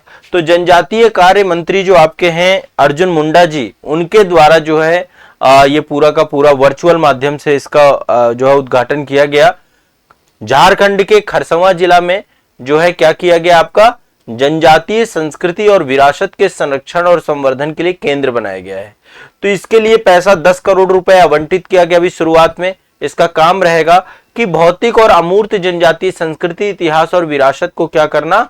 बेहतर करना, आदिवासी समुदायों को उनके विकास में सहायता प्रदान करना। ठीक है, ये अल्टीमेट इसका गोल है। तो ये आपको ध्यान में रखना है सभी को। क्लियर है सभी को? कोई दिक्कत तो नहीं है? तो जनजातियों को लेकर के काम किया गया है। अच्छा, एक चीज ध्यान रखिएगा, आदिम जनजाति सेवक संगठन की स्थापना 1948 में की गई थी। जनजातियों से जुड़े हुए कुछ फैक्ट आप देख लीजिए। एक संस्था आपकी बनाई गई थी 1948 में। 1948 में एक संस्था बनाई गई थी, भारतीय आदिम जाति सेवक संगठन। भारतीय आदिम जाति सेवक संगठन, एक आपकी संस्थाएं बनाई गई थी, भारतीय आदिम जाति सेवक संगठन। ठीक है, और इसके संस्थापक थे अमृतलाल विठल दास ठक्कर। इनके द्वारा किया गया था, जिनको हम ठक्कर बप्पा के नाम से जानते हैं। ठक्कर बप्पा ने ही सबसे पहले इनको जो है आदिम जनजाति नाम दिया था। ठीक है, तो एक ये आपको ध्यान में रखना है, ये क्वेश्चन एक फैक्ट के तौर पे है जो आपको दिमाग में बैठाना है। अब लगातार जो है जनजातियों को लेकर भारत में बड़े स्तर पे काम किया जा रहा है, उनके संरक्षण और संवर्धन के लिए। तो ये आपका संस्था उन्हीं में से एक कारण है। दूसरा देखो, एक तो आपका जनजातियों से जुड़ा हुआ मुद्दा हो गया। दूसरा आपका जो है कृत्रिम बुद्धिमत्ता अधिनियम यूरोपीय संसद के द्वारा आपका ये लाया गया है, और ये आपका एक इंपॉर्टेंट सेगमेंट है। ठीक है, ये आपको दिमाग में बैठा के रखना है। हाँ,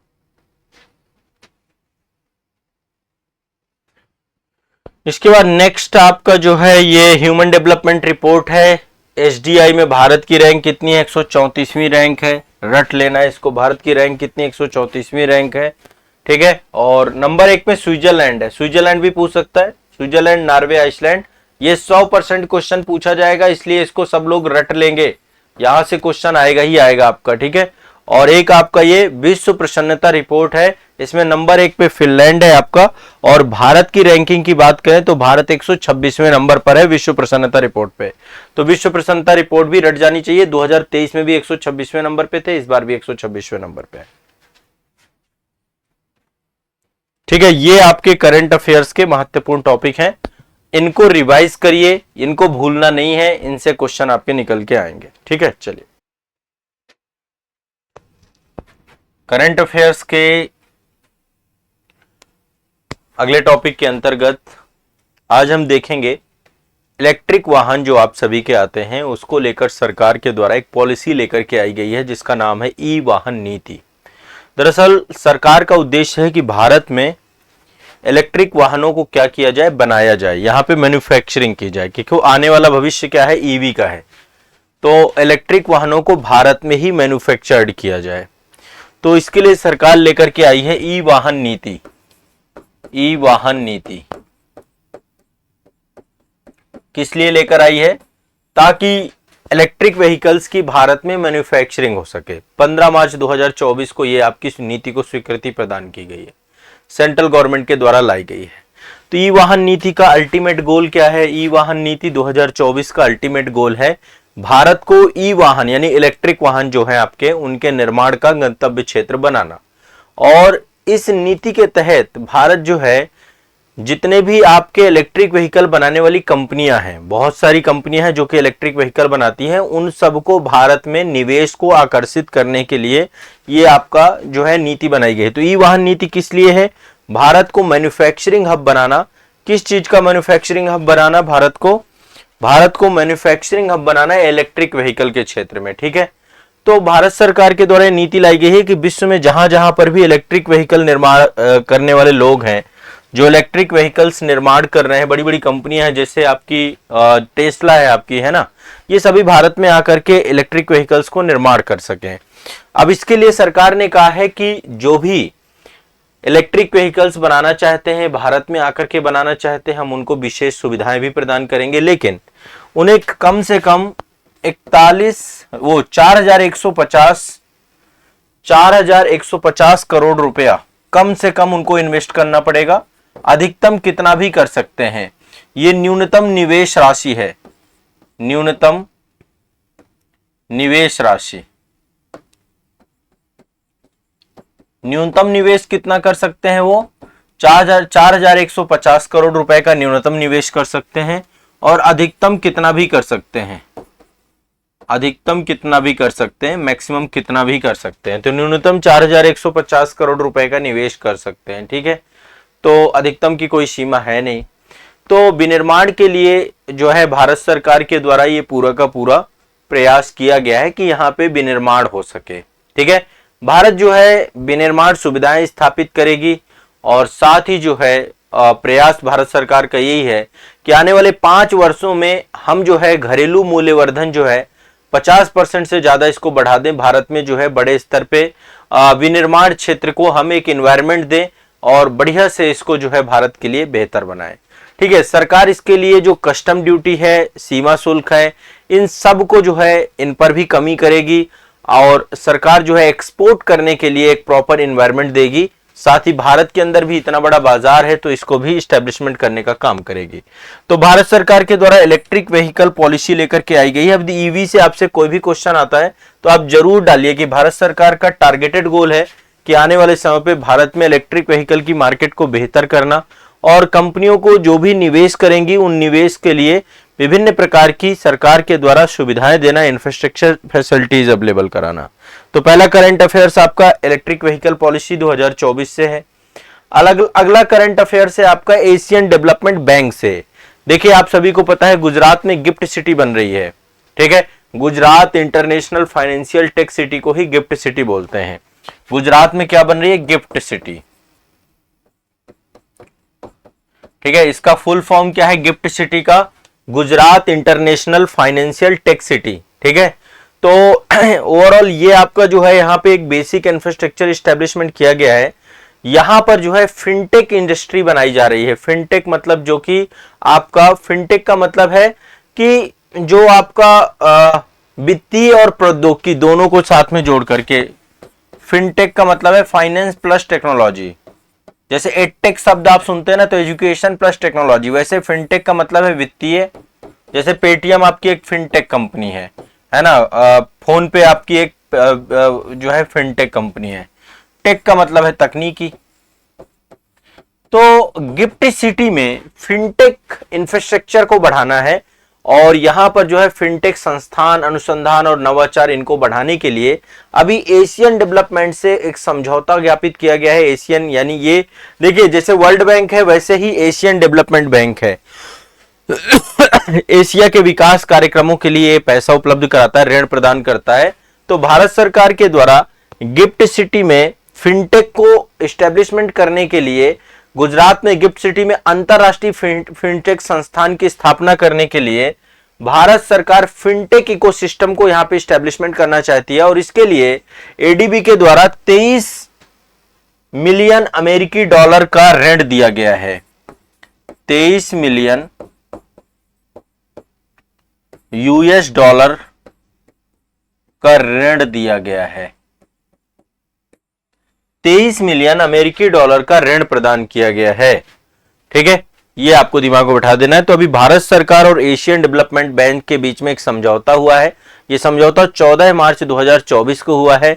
Gujarat international financial tech city यानी गिफ्ट सिटी, तो यहां पर एक अंतरराष्ट्रीय फिनटेक संस्थान इस्टेब्लिशमेंट किया गया और फिनटेक इकोसिस्टम यानी कि फिनटेक से जुड़ी हुई अन्य बहुत सारी कंपनियां यहां पर आए, उसका एक पूरा का पूरा इंफ्रास्ट्रक्चर डेवलपमेंट करने के लिए 23 मिलियन US$ आपको कहां से मिला है, ऋण मिला है। कहां से? एशियन डेवलपमेंट बैंक से। कहां से प्राप्त हुआ है? एशियन डेवलपमेंट बैंक से ऋण प्राप्त हुआ है।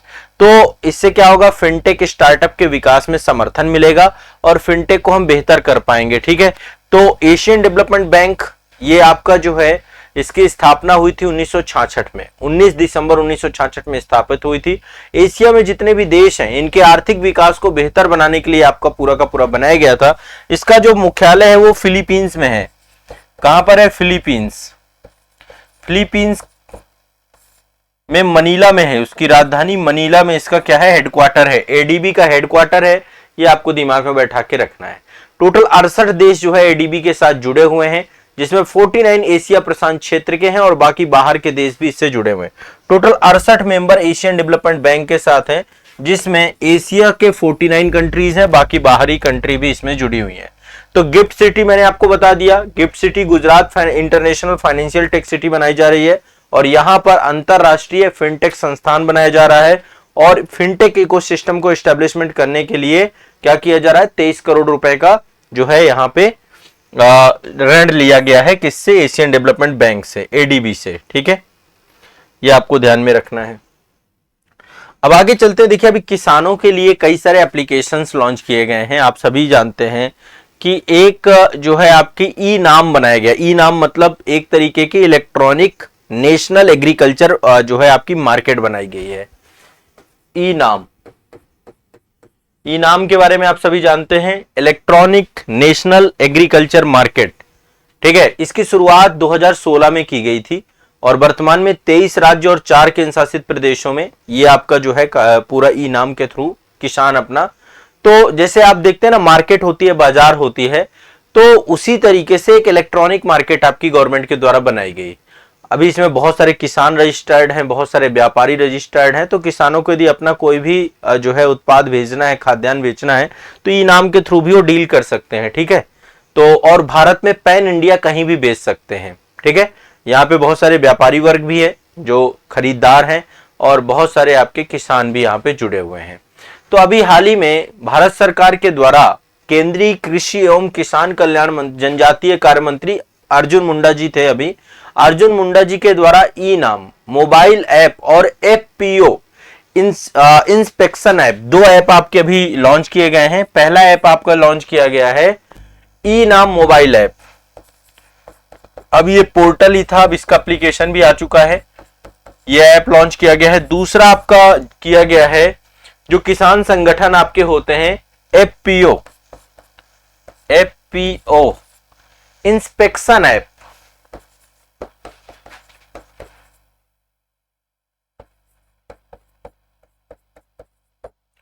ई नाम ऐप और एफपीओ इंस्पेक्शन ऐप, ये 2 एप्लीकेशंस आपके अभी लॉन्च किए गए हैं। ठीक है, राष्ट्रीय कृषि बाजार मोबाइल ऐप और एफपीओ इंस्पेक्शन ऐप, ये 2 ऐप आपके जो है लॉन्च किए गए हैं और ये दोनों एप्लीकेशंस आपके जो है महत्वपूर्ण है और इन दोनों एप्लीकेशन से किसानों से जुड़ी हुई समस्याओं के समाधान को लेकर के एप्लीकेशन जारी किए गए हैं। ठीक है, ये जो एफपीओ इंस्पेक्शन ऐप है ये आपका है निगरानी रखने के लिए, इससे जुड़ी हुई चीजों का, इससे जो है जो भी निगरानी और निरीक्षण गतिविधियों को इसके माध्यम से किया जा सकता है, ताकि कोई भी सुधार करने की जरूरत है, संवर्धन करने की जरूरत है तो उसको किया जा सके।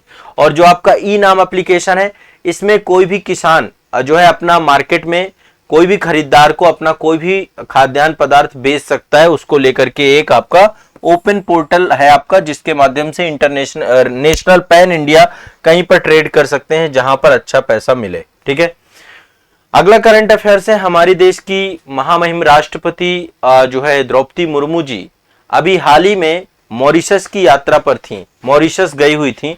दरअसल मॉरिशस 12 मार्च 2024 को मॉरिशस राष्ट्रीय दिवस मॉरिशस में मनाया जाता है। जैसे हमारे यहाँ पे 26 जनवरी 15 अगस्त को हम नेशनल राष्ट्रीय पर्व के तौर पे मनाते हैं 2 अक्टूबर को, तो उसी तरीके से 12 मार्च 2024 को मॉरिशस का राष्ट्रीय पर्व था। उसके चीफ गेस्ट के तौर पे हमारी जो महामहिम राष्ट्रपति द्रौपदी मुर्मू जी वहां पर पहुंची। तो द्रौपदी मुर्मू जी अभी मॉरिशस की यात्रा में थी, ये आपको ध्यान में रखना है, और वहां के मुख्य अतिथि के तौर पे रही। इसमें साथ में भारत की एक नौसेना की टुकड़ी भी गई थी, ठीक है, आईएनएस तीर और आईएनएस जो है सारथी, ये दो आपके जो है वहां पे नौसैनिक टुकड़ी भी पहुंची। और यहां पर जो है मॉरिशस के जो राष्ट्रपति हैं पृथ्वीराज सिंह रूपन, ये आप देख पा रहे हैं मॉरिशस के राष्ट्रपति हैं पृथ्वीराज सिंह रूपन। वहां के प्रधानमंत्री कौन है? प्रविंद कुमार जगन्नाथ, ठीक है। मॉरिशस में इंडियन डायस्पोरा बहुत ज्यादा है, आपको पता है जब अंग्रेज थे तो गिरमिटिया मजदूरों के तौर पे बहुत सारे लोग भारत से प्रवास करके कहां पर गए थे? मॉरिशस में गए थे, ठीक है। तो यहां पर भारतीय लोग बहुत हैं, और जो हमारे यहाँ पे यहाँ के प्रधानमंत्री प्रविंद कुमार जगन्नाथ हैं वो भारत के ही हैं, मतलब भारतीय मूल के हैं, ठीक है। तो मॉरिशस में जो है वहां के राष्ट्रपति के साथ भेंट वार्ता हुई, ठीक है, जिनका नाम क्या है आपका? वहां के राष्ट्रपति पृथ्वीराज सिंह रूपन और दूसरे प्रविंद कुमार जुगनाथ। इनके साथ कई सारी डिस्कशंस हुए, द्विपक्षीय बातें हुई। साथ ही यहाँ पे एक आप्रवासी घाट बनाया गया है, आप्रवासी घाट में ही भारतीय गिरमिटिया मजदूर रहते थे, तो वहां पर भी इन्होंने जो है जाकर के दौरा किया द्रौपदी मुर्मू जी के द्वारा। और साथ ही जो है उन्होंने मॉरिशस विश्वविद्यालय में मॉरिशस के जो युवा हैं, ठीक है, उन सबको संबोधित किया, ठीक है, सामाजिक सांस्कृतिक संगठन और भारतीय समुदाय को संबोधित करने का काम भी किया। मॉरिशस विश्वविद्यालय द्वारा उनको डॉक्टर ऑफ सिविल लॉ की मानद उपाधि भी दी गई, तो इनको मानद उपाधि मॉरिशस यूनिवर्सिटी के द्वारा भी उपलब्ध की गई, ये भी आपको ध्यान में रखना है। तो महामहिम द्रौपदी मुर्मू जी जो है गई थी आपकी, ये भी आपको दिमाग में बैठा लीजिए, ठीक है। अगला चलते हैं, एक पोर्टल है आपका भाषा नेट पोर्टल, भाषा नेट पोर्टल अभी ये लॉन्च किया गया है, एक पोर्टल लॉन्च किया गया है भाषा नेट। देखिए आप सभी को पता है कि हमारे देश में जो है बहुत सारी भाषाएं हैं, ठीक है।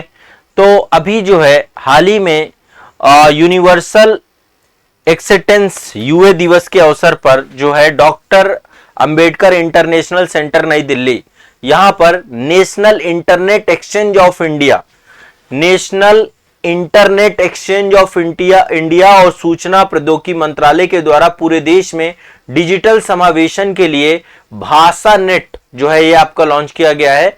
और भाषा नेट जो है आपका ये पूरे इंडिया भर में जो है इसके तहत कई सारी सेवाएं हैं, कई सारे डोमेन्स वगैरह, ये इंटरनेट को बेहतर करने के लिए, जनता तक इंटरनेट की पहुंच को इस्टेब्लिशमेंट करने के लिए। तो देखिए यहां पर एक शब्द आपका आता है national internet exchange of India. एक ये संस्था है 2003 में बनी थी आपकी, नेशनल इंटरनेट एक्सचेंज इंडिया। ये आपकी एक संस्था है, इसके द्वारा ही ये लॉन्च किया गया सूचना प्रौद्योगिकी मंत्रालय के साथ मिलकर के। 2003 में संस्था आपकी स्टैब्लिशमेंट की गई थी और ये आपका सूचना प्रौद्योगिकी मंत्रालय के अंतर्गत ही काम करता है। इसका उद्देश्य यही है कि लोगों तक इंटरनेट की पहुंच सुनिश्चित हो सके, ठीक है। उसके लिए ज्यादा से ज्यादा बुनियादी ढांचा स्टैब्लिशमेंट हो भारत में, ये गवर्नमेंट का एक आपका जो है संस्था के तौर पे काम करती है, ठीक है। तो भाषा नेट को अभी लॉन्च किया गया है ताकि पूरे देश में डिजिटल समावेशन हो सके और यूनिवर्सल जो है एक तरीके से भाषा नेट पर काम किया जा सके, ठीक है। तो ये आपको ध्यान में रखना है, भाषा नेट अभी जो है लॉन्च हुआ है, भाषा नेट पोर्टल आपका लॉन्च किया गया है, ये आपको दिमाग में बैठा लेना है, ठीक है। इंटरनेट से जुड़ा हुआ पोर्टल है। तो भाषा नेट लॉन्च हुआ है आपका, मॉरिशस गई थी भारत की राष्ट्रपति, ये भी आपको ध्यान रखना है कि अभी 2 एप्लीकेशन आए हैं। एक इनाम एप्लीकेशन आया है जो कि इलेक्ट्रॉनिक नेशनल एग्रीकल्चर मार्केट के बारे में है। एपीओ इन्फेक्शन ऐप आप आया है, इस पे निगरानी रखने के लिए। एशियन डेवलपमेंट बैंक ने अभी $23 मिलियन का ऋण प्रदान किया है गिफ्ट सिटी में फिनटेक इकोसिस्टम एस्टेब्लिशमेंट करने के लिए। और साथ ही जो है राष्ट्रीय इलेक्ट्रॉनिक व्हीकल पॉलिसी भी लॉन्च की गई है, ठीक है। तो ये करंट अफेयर से जुड़े हुए कुछ महत्वपूर्ण बिंदु हैं जो आप सभी को याद रखने चाहिए, मोस्ट इंपॉर्टेंट है। देखिए अभी तक बहुत सारा करंट अफेयर्स करा दिया। आप यदि अभी तक का पूरा करंट अफेयर्स तैयार कर लेंगे, अब आपका कोई भी एग्जाम आएगा करंट अफेयर से क्वेश्चन गलत नहीं करोगे। करंट अफेयर्स का एक मास्टर वीडियो भी मैंने अभी आपको लेटेस्ट दिया है। करंट अफेयर्स के इंटायर वीडियो की पूरी एक सीरीज है। आजाद आईएएस एकेडमी के यूट्यूब चैनल पे जाना है, वहां पे करंट अफेयर्स इंटायर वीडियो का फोल्डर पकड़ना है, पूरे तैयार कर लेने हैं। जितने भी वीडियोस वहां पड़े हुए हैं, थोड़ा लेंदी वीडियो है लेकिन पूरे कर लीजिए। और मास्टर वीडियो अभी लेटेस्ट के 2-3 मास्टर वीडियो जरूर देख लीजिए करंट अफेयर्स के। यदि इतना कर लेंगे 1.5 से 2 साल का करंट अफेयर्स बढ़िया हो जाएगा, अच्छे से तैयारी हो जाएगी और करंट अफेयर्स में आपको कोई दिक्कत नहीं होगी। तो करंट अफेयर्स की एक क्लास आपकी सतत रहेगी, हमेशा मैं आपको पढ़ाता रहूंगा। आपका काम होना चाहिए जितना पढ़ाऊं उसको रिवीजन कर लीजिए और परीक्षा के लिए तैयार रहिए सदैव। करंट अफेयर्स से डरना मना है, ये मैंने आप सभी को बोला था और वो मैंने साबित कर दिया है। यदि आप करंट अफेयर्स फॉलो करते रहे अभी तक तो निश्चित तौर पे करंट अफेयर्स जैसी विषय वस्तु आपके लिए कोई बड़ी चीज अब नहीं बची है। ठीक है, चलिए करंट अफेयर्स के आज के सेशन में मैं आप सभी को महत्वपूर्ण करंट अफेयर्स पढ़ाऊंगा जो आपकी परीक्षा के दृष्टिकोण से सबसे ज्यादा महत्वपूर्ण है। बहुत चुने हुए टॉपिक आप सभी को करंट अफेयर्स के सेशन में आप सभी को मिलेंगे। ये परीक्षा के लिए नितांत आवश्यक है और बहुत ही इंपॉर्टेंट करंट अफेयर्स है। आप पूरा भरोसा कर सकते हैं और इसी करंट अफेयर्स को आप सभी यदि रिवीजन करना चाहते हैं तो इंटायर वीडियो सीरीज के माध्यम से आप इसका कंप्लीट रिवीजन कर सकते हैं। आजाद आईएएस एकेडमी में इसकी प्लेलिस्ट बनी है। हर महीने एक इंटायर वीडियो करंट अफेयर्स का आपको मिलता है और बाकी 5:30 बजे मॉर्निंग में लाइव क्लास आप सभी की आजाद आईएएस एकेडमी के यूट्यूब चैनल पे करंट अफेयर्स की हो रही है, आगे भी होती रहेगी, ये मेरा आप सभी से वादा है। सबसे पहला करंट अफेयर्स जो अभी हम लेंगे इसमें वो है लोकसभा के इलेक्शन 2024 में जो हुए हैं। देखो इस पे वैसे तो अभी सरकार बन चुकी है, एनडीए सरकार बन चुकी है प्रधानमंत्री नरेंद्र मोदी जी की अगुवाई में और देश के तीसरी बार लगातार जो है प्रधानमंत्री पद पर आ चुके हैं। तो वो सब चीजें मैं बाद में बताऊंगा, किसके पास कौन सा मंत्रालय है, क्या चीजें हैं। पहले हम इलेक्शन आम चुनावों के बारे में डिस्कस करेंगे कि आम चुनावों की क्या क्या इससे फैक्ट बन सकते हैं, क्या क्या चीजें हो सकती हैं। तो लोकसभा इलेक्शन के चुनाव जो हुए इस बार 7 चरण में चुनाव हुए। ठीक है, 16 मार्च को निर्वाचन आयोग के द्वारा पूरा कार्यक्रम जारी किया गया कि लोकसभा चुनाव किस दिन कब कब होंगे। तो इलेक्शन कमीशन ऑफ इंडिया के द्वारा जो है लोकसभा आम चुनाव 2024 का 16 मार्च को कार्यक्रम जारी किया गया और जिस दिन से कार्यक्रम जारी किया जाता है, चुनाव की तारीखों की घोषणा होती है, उसी दिन से मॉडल कोड ऑफ कंडक्ट यानी चुनाव आचार संहिता लग जाती है। अब इसके कार्यक्रम जो 7 चरणों में चुनाव हुए, 7 चरणों में चुनाव हुए, ठीक है, 7 चरणों में चुनाव हुए। टोटल जितनी भी सीटें हैं आपकी अलग अलग जो है चुनाव रखा गया। सबसे पहला डेट आपका 19 अप्रैल का था। 19 अप्रैल को पहले चरण के चुनाव थे 2024 और ये टोटल 102 सीटों के लिए था। संसदीय सीटें कितनी थी? 102। देखो देश काफी बड़ा है, बहुत डाइवर्सिफाइड है, तो अलग अलग जो है देश में चुनाव की तिथियां रखी जाती हैं ताकि किसी तरीके की कठिनाई का सामना ना करना पड़े। पूरा प्रशासन लगता है, साथ ही सशस्त्र बल लगते हैं ताकि चुनाव की निष्पक्षता, शुचिता और ईवीएम को लेकर के इधर से उधर ले जाना, बहुत सारी चीजें होती हैं। तो फर्स्ट आपका पहला चरण आपका था, ठीक है, 19 अप्रैल को। सेकंड चरण जो आपका था वो था 24 अप्रैल को। सेकंड चरण आपका 26 अप्रैल, माफ करिएगा, यहाँ पे डेट आप लोग भी लिख लीजिएगा। सेकंड चरण 26 अप्रैल को था, इसमें 89 सीटें थी आपकी, 89 सीटें। तीसरे चरण पे आ जाते हैं। थर्ड चरण आपका जो है ये मई में गया, 7 मई को, 7 मई 2024 को तीसरा चरण हुआ। कुल जो है 94 सीटों में यह हुआ आपका। इसके बाद चौथा चरण आपका, फोर्थ चरण जो था ये आपका कब संपन्न हुआ? 13 मई को, 13 मई 2024 को। कुल कितनी सीटों पर हुआ? 96 सीटों पर हुआ, 96 सीटों पर।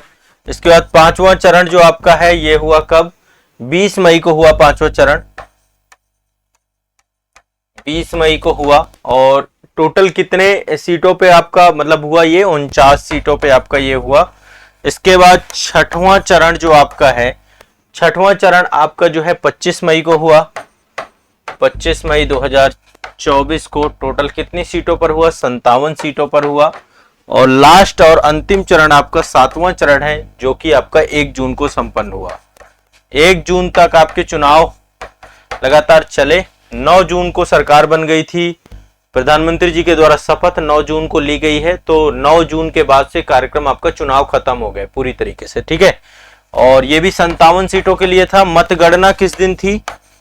मतगणना थी 4 जून को। 4 जून 2024 को चुनाव के परिणाम आए, जिसमें इस बार देश को एक अच्छा विपक्ष मिला।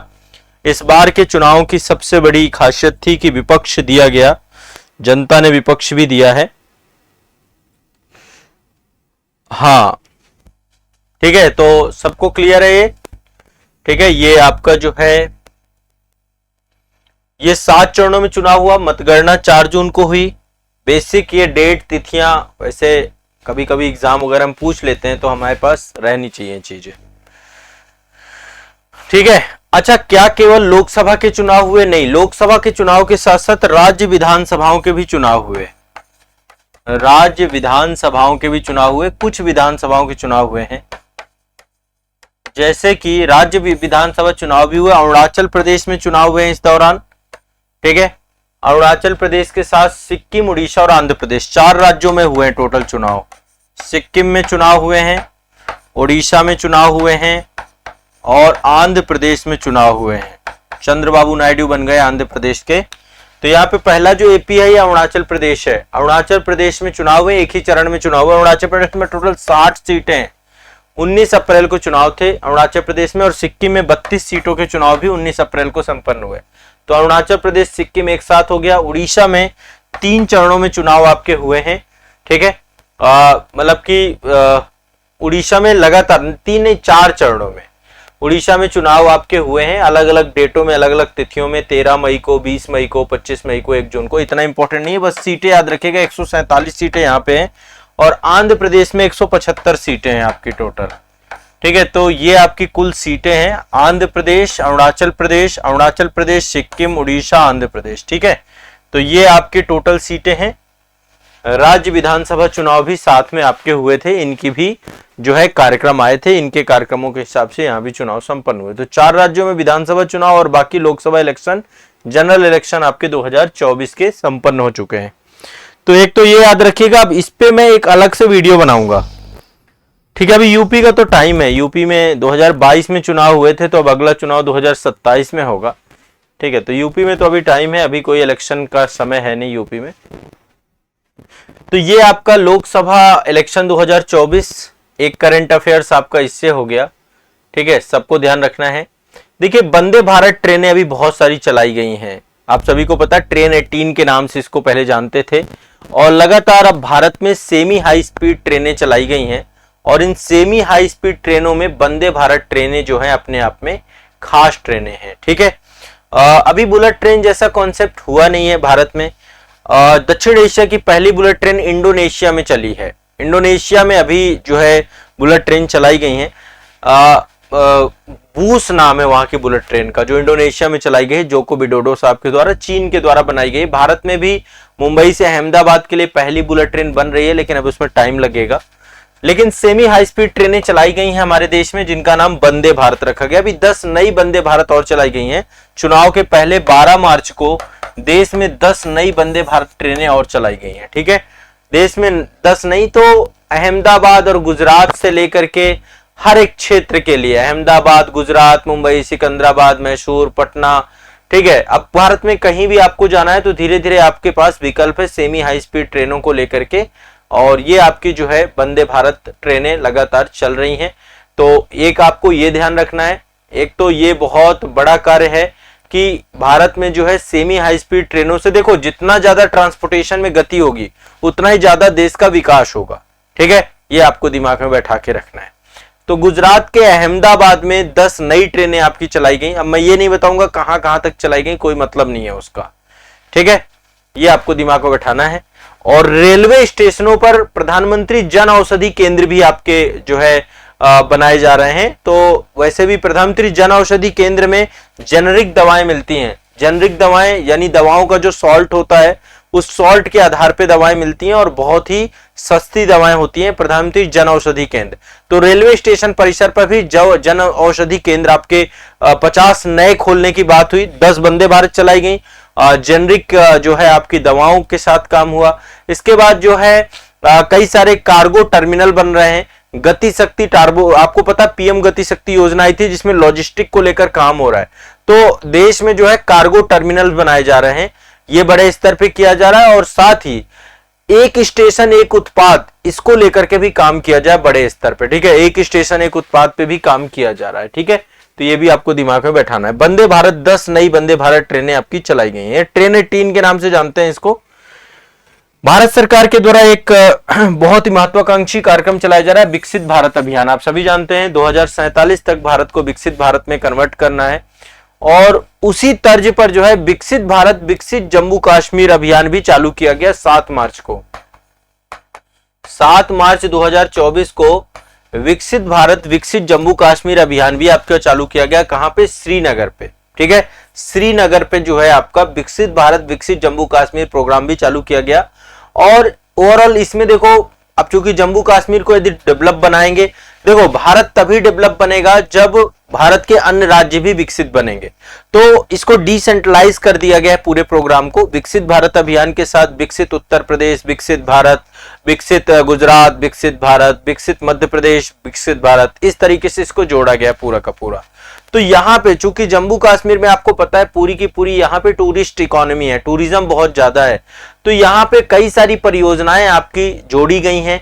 स्वदेश दर्शन योजनाएं और प्रसाद योजना के तहत काफी बड़ी संख्या में धनराशि यहाँ पे 1400 करोड़ रुपए की धनराशि यहाँ पे पर्यटन को लेकर के दी गई है।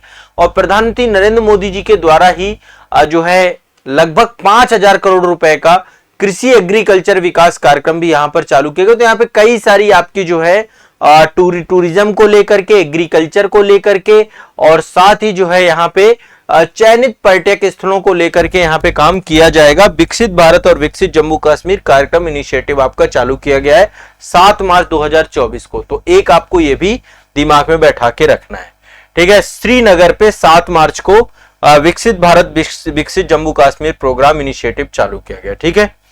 अब एक आपको बताऊं मैं, एक अगला करंट अफेयर्स है आपका, राज्यों के लिए नीति फॉर स्टेट प्लेटफॉर्म को लेकर के, ठीक है। राज्यों के लिए नीति बनाई गई है स्टेट प्लेटफॉर्म को लेकर और रेलवे के द्वारा एस्टेब्लिशमेंट किया गया है, ठीक है। राज्यों के लिए नीति, नीति का फुल फॉर्म क्या है? नीति का फुल फॉर्म है जो है एक व्यापक डिजिटल पहल आपकी स्टार्ट की गई है 7 मार्च 2024 को। 7 मार्च 2024, ये सब चुनाव के पहले बड़े स्तर पे काम किए गए हैं। राज्यों के लिए नीति, हाँ, ये आपका जो आपके इंटीग्रेटेड प्लेटफॉर्म बनाए जाने हैं उसको लेकर के विकसित भारत के अंतर्गत राज्यों के लिए नीति बनाई गई है। केंद्रीय संचार और इलेक्ट्रॉनिक रेलवे मंत्रालय के साथ जो है मिलकर के अश्विनी वैष्णव साहब हैं, उनके द्वारा इसको लॉन्च किया गया है। और इसका उद्देश्य है कि राज्य और केंद्र शासित प्रदेशों को राष्ट्रीय विकास लक्ष्यों के प्रति सशक्त बनाने का प्रयास करना है, ठीक है। तो यहां पर सबसे पहली चीज क्या है कि जो बड़े स्तर पे हमें यहाँ पे बहुभाषी पहुंच बनानी है, क्षमता निर्माण करनी है, हमें बड़े स्तर पे काम करना है, ठीक है। ये आपको ध्यान में रखना है। डेटा एकीकरण पे काम करना है। तो एक ये आपको ध्यान में रखना है, राज्यों के लिए नीति, आपकी नीति फॉर स्टेट आपका इस्टेब्लिशमेंट किया गया है। अश्विनी वैष्णव साहब के द्वारा इसको इस्टेब्लिशमेंट किया गया है। और इसके तहत देखिए एक पर्टिकुलर प्लेटफॉर्म आपका इस्टेब्लिशमेंट किया जाएगा जहां पे मल्टीपल चीजें होंगी। वहां पे डेटा अवेलेबल रहेगा, वहां पर जो है आपका क्यूरेट सर्वोत्तम प्रथाएं आपकी स्टार्ट की जाएंगी, वहां पर आपको बहुभाषी मंच इस्टेब्लिशमेंट किया जाएगा, विदेशी भाषाओं को भी समझने के लिए मंच इस्टेब्लिशमेंट किया जाएगा। और क्षमता निर्माण को लेकर राज्य स्तर पे, जिला स्तर पे और ब्लॉक स्तर पे काम किए जाएंगे, डिजिटल प्रशिक्षण कार्यक्रम किए जाएंगे। ये आपकी एक डिजिटल व्यापक डिजिटल आपका पहल है, एक पर्टिकुलर एक प्लेटफॉर्म, एक पोर्टल आप सभी के लिए इस्टेब्लिशमेंट इसके तहत किया जाएगा, इसमें सारी चीजें उपलब्ध रहें, ठीक है। तो ये एक आपका नीति फॉर स्टेट आपका एक पर्टिकुलर ये प्रोग्राम चालू किया गया है राज्यों के लिए। ठीक है, तो देखिए सबसे पहले लोकसभा चुनाव 16 मार्च 2024 को आपका 7 चरणों में कार्यक्रम आपका ये चालू हुआ। ठीक है, इसके बाद ये एक पोर्टल आपका स्टार्ट किया गया है विकसित भारत के लिए। 2037 में भारत को विकसित भारत बनाना है, तो राज्यों के लिए नीति स्टैब्लिशमेंट किया गया और इस पोर्टल पे सारी चीजें होंगी, डेटा से लेकर के, डेटा सेट से लेकर के, नीति आयोग के जितने भी आपके प्रोजेक्ट होंगे, बहुभाषीय पहुंच होंगी, सारी चीजें एक जगह पे लेकर के आना। नीति फॉर स्टेट के नाम से ये आपका इंटीग्रेटेड एक प्लेटफॉर्म लॉन्च किया गया है, जो कि जो है भारत के लिए एक बेहतर डिजिटल प्लेटफॉर्म के तौर पे आपका रहेगा। साथ ही प्रधानमंत्री नरेंद्र मोदी जी के द्वारा श्रीनगर में जो है विकसित भारत विकसित जम्मू कश्मीर पहल को प्रारंभ किया गया, यहाँ के टूरिज्म को एस्टेब्लिशमेंट करने के लिए, और 10 वंदे भारत ट्रेनें आपकी गुजरात अहमदाबाद से देश को समर्पित की गई। देखो वंदे भारत ट्रेनों का किराया तो महंगा होता है, सामान्य से बहुत महंगा होता है। पहली बात तो चेयर कार होती हैं, अभी इनमें स्लीपर वगैरह का भी प्लान कर रहे हैं। ठीक है, जो लॉन्ग डिस्टेंस की हैं उनमें स्लीपर का भी प्लान किया जा रहा है, लेकिन अभी क्या है ना कि थोड़ा सा सामान्य किराया नहीं है, अब तो रेलवे का किराया बहुत महंगा हो चुका है। पहले रेलवे सस्ती थी, आम आदमी की पहुंच तक थी, अब तो आम आदमी लोग चलेंगे ही ऐसा नहीं है, लेकिन रेलवे का किराया बहुत महंगा हो चुका है। इतना महंगा होना नहीं चाहिए। रेलवे का किराया, रोड का किराया, रोड में टोल टैक्स कलेक्शन, ये सब बहुत महंगे हैं। एरोप्लेन का किराया के समकक्ष बना दिया है। यदि आप लॉन्ग डिस्टेंस में किसी एक्सप्रेसवे में चलते हैं, इतना टोल कलेक्शन है, 1000 रुपए से ज्यादा तो टोल लग जाता है, फिर इसके बाद डीजल लग जाता है, बहुत सारी चीजें हैं।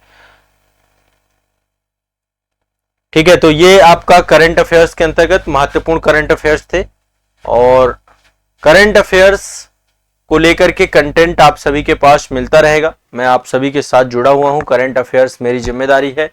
आप सभी को करंट अफेयर्स का कंटेंट बेस्ट मिलेगा, ये आप सभी को भरोसा रखना है। ठीक है,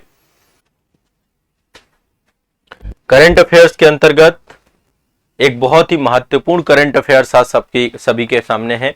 लोकसभा माफ करिएगा, नए लोकपाल चुने जा चुके हैं। लोकपाल के अध्यक्ष और सदस्यों की नियुक्ति की गई है। ठीक है, 27 फरवरी 2024 को हमारी देश की महामहिम राष्ट्रपति जी के द्वारा उच्चतम न्यायालय के पूर्व न्यायाधीश न्यायमूर्ति अजय मणिकराव खानविलकर, ये आप जो इमेज देख रहे हैं, अजय मणिकराव खानविलकर, ठीक है, इनको जो है बनाया जा चुका है देश का नया लोकपाल। इससे पहले पिनाकी चंद्र घोष थे, वो भी न्यायमूर्ति थे। पिनाकी चंद्र घोष जी का स्थान लिया इन्होंने। तो अभी देश के नए लोकपाल आ चुके हैं। ठीक है, नए लोकपाल आ चुके हैं, देश के नए लोकपाल आ चुके हैं, अजय मणिकराव खानविलकर। इनका कार्यकाल जो है 5 वर्ष का होगा या 70 वर्ष की उम्र, जो भी पहले होगा उसके आधार पर इनका कार्यकाल रहेगा। तो 5 वर्ष या 70 वर्ष की उम्र, ये जो है टाइम पीरियड लोकपाल का रखा गया है। और लोकपाल वही बन सकते हैं जो उच्चतम न्यायालय के पूर्व न्यायाधीश रहे हों। तो अभी जो नए बने हैं आपके उच्चतम न्यायालय के पूर्व न्यायाधीश न्यायमूर्ति अजय मणिकराव खानविलकर महोदय जी को बनाया गया है। देश के नए लोकपाल हैं। इनके मेंबर्स की बात करें, न्यायिक सदस्य कुछ हैं इसमें 2 तरीके के सदस्य हैं। ठीक है, सदस्यों की बात करें तो न्यायिक सदस्य हैं, अध्यक्ष तो यही हैं, देश के लोकपाल यही हैं। सदस्यों की बात कर लेते हैं तो 3 आपके न्यायिक सदस्य हैं इसमें। न्यायमूर्ति लिंगप्पा नारायण स्वामी, न्यायमूर्ति लिंगप्पा नारायण स्वामी, ठीक है, पहले ये हैं। दूसरे जो सदस्य हैं इसमें वो है न्यायमूर्ति संजय यादव, न्यायमूर्ति संजय यादव,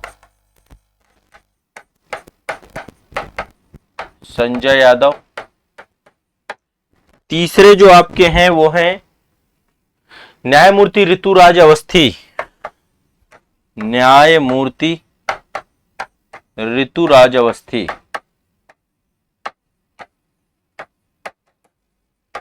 ठीक है, तो ये तो 3 न्यायिक सदस्य हैं। 3 अन्य सदस्य भी इसके अंतर्गत रहते हैं, ये भी राष्ट्रपति जी के द्वारा लेके आए जाते हैं।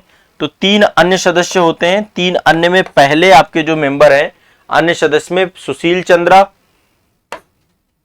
सुशील चंद्रा। दूसरे जो आपके हैं उनका नाम है पंकज कुमार, पंकज कुमार। और तीसरे जो आपके हैं अजय तिर्की, तीसरे मेंबर हैं अजय तिर्की। ठीक है, तो ये टोटल 6 सदस्य हैं और एक अध्यक्ष हैं, आपके लोकपाल हैं देश के। तो देश के नए लोकपाल आ चुके हैं, इनका नाम याद कर लीजिएगा।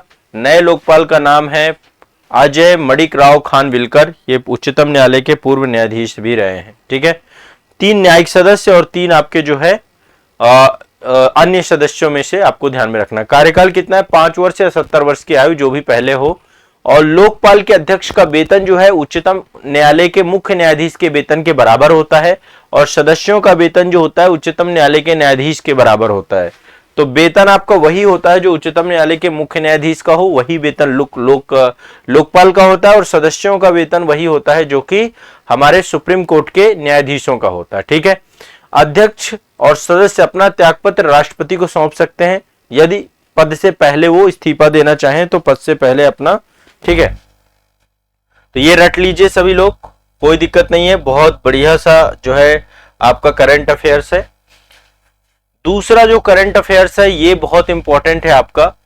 अभी आप सभी को बताएं कि पहले एक कमेटी बनाई गई थी आपकी एक राष्ट्र एक चुनाव को लेकर के, और इसके अध्यक्ष थे हमारे पूर्व राष्ट्रपति श्री रामनाथ कोविंद जी। ठीक है, तो एक राष्ट्र एक चुनाव के विषय को लेकर जो कमेटी बनाई गई थी जिसके अध्यक्ष रामनाथ कोविंद जी थे। देखिए, एक ही फ्रेम पे देश के 2 राष्ट्रपति आपको दिख रहे हैं, ये पूर्व राष्ट्रपति हैं और ये हमारे देश की वर्तमान महामहिम द्रौपदी मुर्मू जी हैं। तो अभी रिपोर्ट सौंपी गई है, 14 मार्च 2024 को रिपोर्ट आ चुकी है। 14 मार्च 2024 को एक राष्ट्र एक चुनाव के मामले पर एक रिपोर्ट आ चुकी है, और 100% बोल रहा हूं इस बार मेंस में इससे क्वेश्चन आपको देखने को मिलेगा, एक राष्ट्र एक चुनाव को लेकर के। ठीक है, मेंस में, एशे में, कहीं पर भी आपको एक राष्ट्र एक चुनाव टॉपिक मिलेगा। तो 14 मार्च 2024 को जो रिपोर्ट आई किसको सौंपी गई? राष्ट्रपति द्रौपदी मुर्मू को। किसने सौंपा? आपका पूर्व राष्ट्रपति रामनाथ कोविंद, जो इसके उच्च स्तरीय समिति के अध्यक्ष थे। इसमें कई सारे सदस्य भी थे, जैसे केंद्रीय गृह मंत्री अमित शाह जी भी सदस्य थे इसके।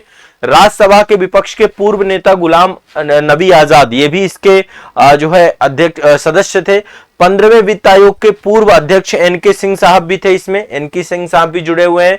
लोकसभा के पूर्व महासचिव डॉक्टर सुभाष कश्यप जी भी थे, आप यहाँ पे देख सकते हैं इमेज में, सुभाष कश्यप जी ही बैठे हैं शायद, है ना, ये जो आप बैठ पा रहे हैं। सुभाष कश्यप जी की बुक पढ़ते हैं ना हमारी संसद, वो भी इसके जो है आपके पूर्व महासचिव रह चुके हैं और उन बहुत बड़े राइटर हैं, आप सभी जानते हैं। और वरिष्ठ अधिवक्ता हरीश साल्वे भी इसमें जुड़े हुए थे। ठीक है, हरीश साल्वे जी के बारे में आप जानते हैं। तो वरिष्ठ अधिवक्ता हरीश साल्वे, जो अभी चुनावी बॉन्ड योजना थी और एसबीआई के वकील भी बने हुए थे, और बहुत बड़े नामी गिरामी देश के वकील हैं आपके। ठीक है, एडवोकेट हैं सुप्रीम कोर्ट के। और इसमें पूर्व सतर्कता आयुक्त संजय कोठारी भी थे। तो टोटल 6 सदस्य थे और एक अध्यक्ष थे। एक अध्यक्ष कौन थे? श्री रामनाथ कोविंद जी, एक राष्ट्र एक चुनाव के मामले में। इन्होंने अपनी सिफारिशें प्रस्तुत की हैं। मैं कुछ सिफारिशें यहाँ पे आपको रफली बता रहा हूँ, सदस्य और अध्यक्षों के नाम लिख लीजिएगा। अध्यक्ष रामनाथ कोविंद जी थे, सदस्य फिर बता रहा हूं, केंद्रीय गृह मंत्री अमित शाह जी, राज्यसभा के विपक्ष के पूर्व नेता गुलाम नबी आजाद जी, इसके अलावा 15वें वित्त आयोग के पूर्व अध्यक्ष एनके सिंह जी, लोकसभा के पूर्व महासचिव सुभाष कश्यप जी, और वरिष्ठ अधिवक्ता हरीश साल्वे, और पूर्व मुख्य सतर्कता आयुक्त और संजय कोठारी। इतने लोग थे इसमें। और इस समिति में कानून और न्याय राज्य मंत्री स्वतंत्र प्रभार अर्जुन राम मेघवाल भी जो है विशेष आमंत्रित सदस्य थे। ठीक है, तो विशेष आमंत्रित सदस्य कौन थे आपके? अर्जुन राम मेघवाल, ये कानून मंत्री थे देश के, ये भी आपके इस समिति के विशेष आमंत्रित सदस्य थे। और इस समिति के जो सचिव थे डॉक्टर निकेत चंद्रा जी थे। ठीक है, सचिव कौन थे? सेक्रेटरी कौन थे? डॉक्टर निकेश चंद्रा। तो ये एक बहुत बड़ी कमेटी आपकी बनाई गई थी एक राष्ट्र एक चुनाव के मुद्दे पर। अब इस कमेटी ने अपनी रिपोर्ट सौंपी है। इस रिपोर्ट में 2-3 बातें हैं जो आपको लिख लेनी चाहिए। ठीक है, पहली जो इंपॉर्टेंट बात है कि ये समिति ने एक साथ चुनाव कराने के 2 चरणीय दृष्टिकोण की बात की, कि एक साथ चुनाव कराना है लेकिन 2 चरण में कराना है चुनाव। 2 चरण में चुनाव कराइए एक साथ। पहले चरण में लोकसभा प्लस विधानसभाओं के एक साथ चुनाव करा दीजिए। अभी क्या होता है, अलग अलग चुनाव होते हैं। तो पहले चरण में लोकसभा और राज्य विधानसभाओं के एक साथ चुनाव होने चाहिए, और दूसरे चरण में जो हमारे पंचायती निकाय हैं, नगर पालिका के चुनाव हैं, पंचायतों के चुनाव हैं, उन सभी चुनावों को एक साथ जो है करा देना चाहिए राज्य विधानसभाओं के चुनाव के 100 दिन के भीतर। ठीक है, तो 2 स्तरीय चुनाव बताए इन्होंने, पहले वाले में लोकसभा और विधानसभा, और जब विधानसभा चुन के आ जाए उसके 100 दिन के अंदर पंचायती स्तर के चुनाव करा दिए जाए, पंचायती चुनाव भी करा दिए जाए। तो ये रिकमेंडेशन दी है आपके एक राष्ट्र एक चुनाव के मामले में, इस रिपोर्ट में दिया गया है। ठीक है, मोस्ट इंपॉर्टेंट टॉपिक है आप सभी का करंट अफेयर्स का, ध्यान रखिएगा, मोस्ट इंपॉर्टेंट है। और तीनों ही चुनावों के लिए एक ही मतदाता सूची का जो है प्रयोग होना चाहिए। तो मतदाता सूची भी तीनों स्तरों के चुनाव के लिए ऐसा नहीं होना चाहिए अलग अलग बने, एक ही मतदाता सूची बने, और साथ ही उसमें चुनावी फोटो पहचान पत्र यानी कि जो आपका आईडी कार्ड आता है वो भी आपका जारी किया जाए। तो 2 चरणों में आपका चुनाव करने की बात इस समिति ने कहा है। पहले चरण में लोकसभा और विधानसभा का एक साथ चुनाव हो जाए, और दूसरे चरण में थोड़ा सा चैलेंजिंग काम है, कैसे इसका फार्मूला सेट करेंगे, ये सारी चीजें करेंगे, इसमें रिपोर्ट में आपको बताया गया है। बाकी ओवरऑल ये आपकी मुख्य 2 बातें आपको ध्यान में रखना है। क्लियर है, स्पष्ट है? लिख लीजिए, पहले चरण में लोकसभा और राज्य विधानसभा के चुनाव के लिए जो है अनुशंसा की गई है, और दूसरे चरण में स्थानीय निकाय, नगर पालिका, पंचायतों के चुनाव को लोकसभा और राज्य विधानसभाओं के चुनाव होने के 100 दिन के भीतर, कि मतलब विद इन 100 दिन के अंदर अंदर ये भी चुनाव करके खत्म कर दीजिए। ठीक है, तो ये 2 चरणों में, क्योंकि देखो पंचायती निकाय के चुनाव एक अपने आप में बहुत महत्वपूर्ण भी रखते हैं, स्थान भी है उनका इंपॉर्टेंस, और वो एक जो है ग्राउंड लेवल पे चुनाव होते हैं, तो उसके लिए अलग इंफ्रास्ट्रक्चर और चीजें चाहिए, इसलिए उनको अलग रखने का भी यहाँ पे प्रपोजल आया है। अब देखिए इसको लेकर के क्या राष्ट्रपति जी इस पूरी रिपोर्ट को संभवतः सदन में भी रखवाएं। ठीक है, वो भी सारी चीजें होंगी। अब अगला चलते हैं, नेक्स्ट अगला करंट अफेयर है 5वां राष्ट्रीय युवा संसद महोत्सव 2024, इसका आयोजन हुआ है। ठीक है, 5वां राष्ट्रीय युवा संसद महोत्सव 2024 का आयोजन किया गया है नई दिल्ली में, संसद भवन के केंद्रीय कक्ष में इसका आयोजन किया गया है। ठीक है, नई दिल्ली में जो नई संसद भवन है उसके केंद्रीय कक्ष में 5वां राष्ट्रीय युवा संसद महोत्सव 2024 का आयोजन कब से किया था? 5 से 6 मार्च 2024 को किया गया था। ठीक है, तो इस वर्ष राष्ट्रीय युवा संसद युवा अभिव्यक्ति राष्ट्र के परिवर्तन के जुड़ाव और सशक्तिकरण के विषय पर आधारित था। इसका विषय क्या था, थीम क्या था? युवा अभिव्यक्ति, युवा अभिव्यक्ति राष्ट्र के परिवर्तन के लिए जुड़ाव और सशक्तिकरण। इसका विषय क्या था? विषय से क्वेश्चन पूछ लेता है, युवा अभिव्यक्ति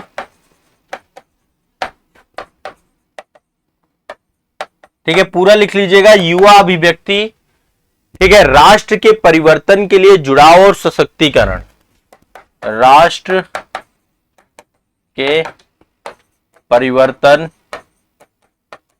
के लिए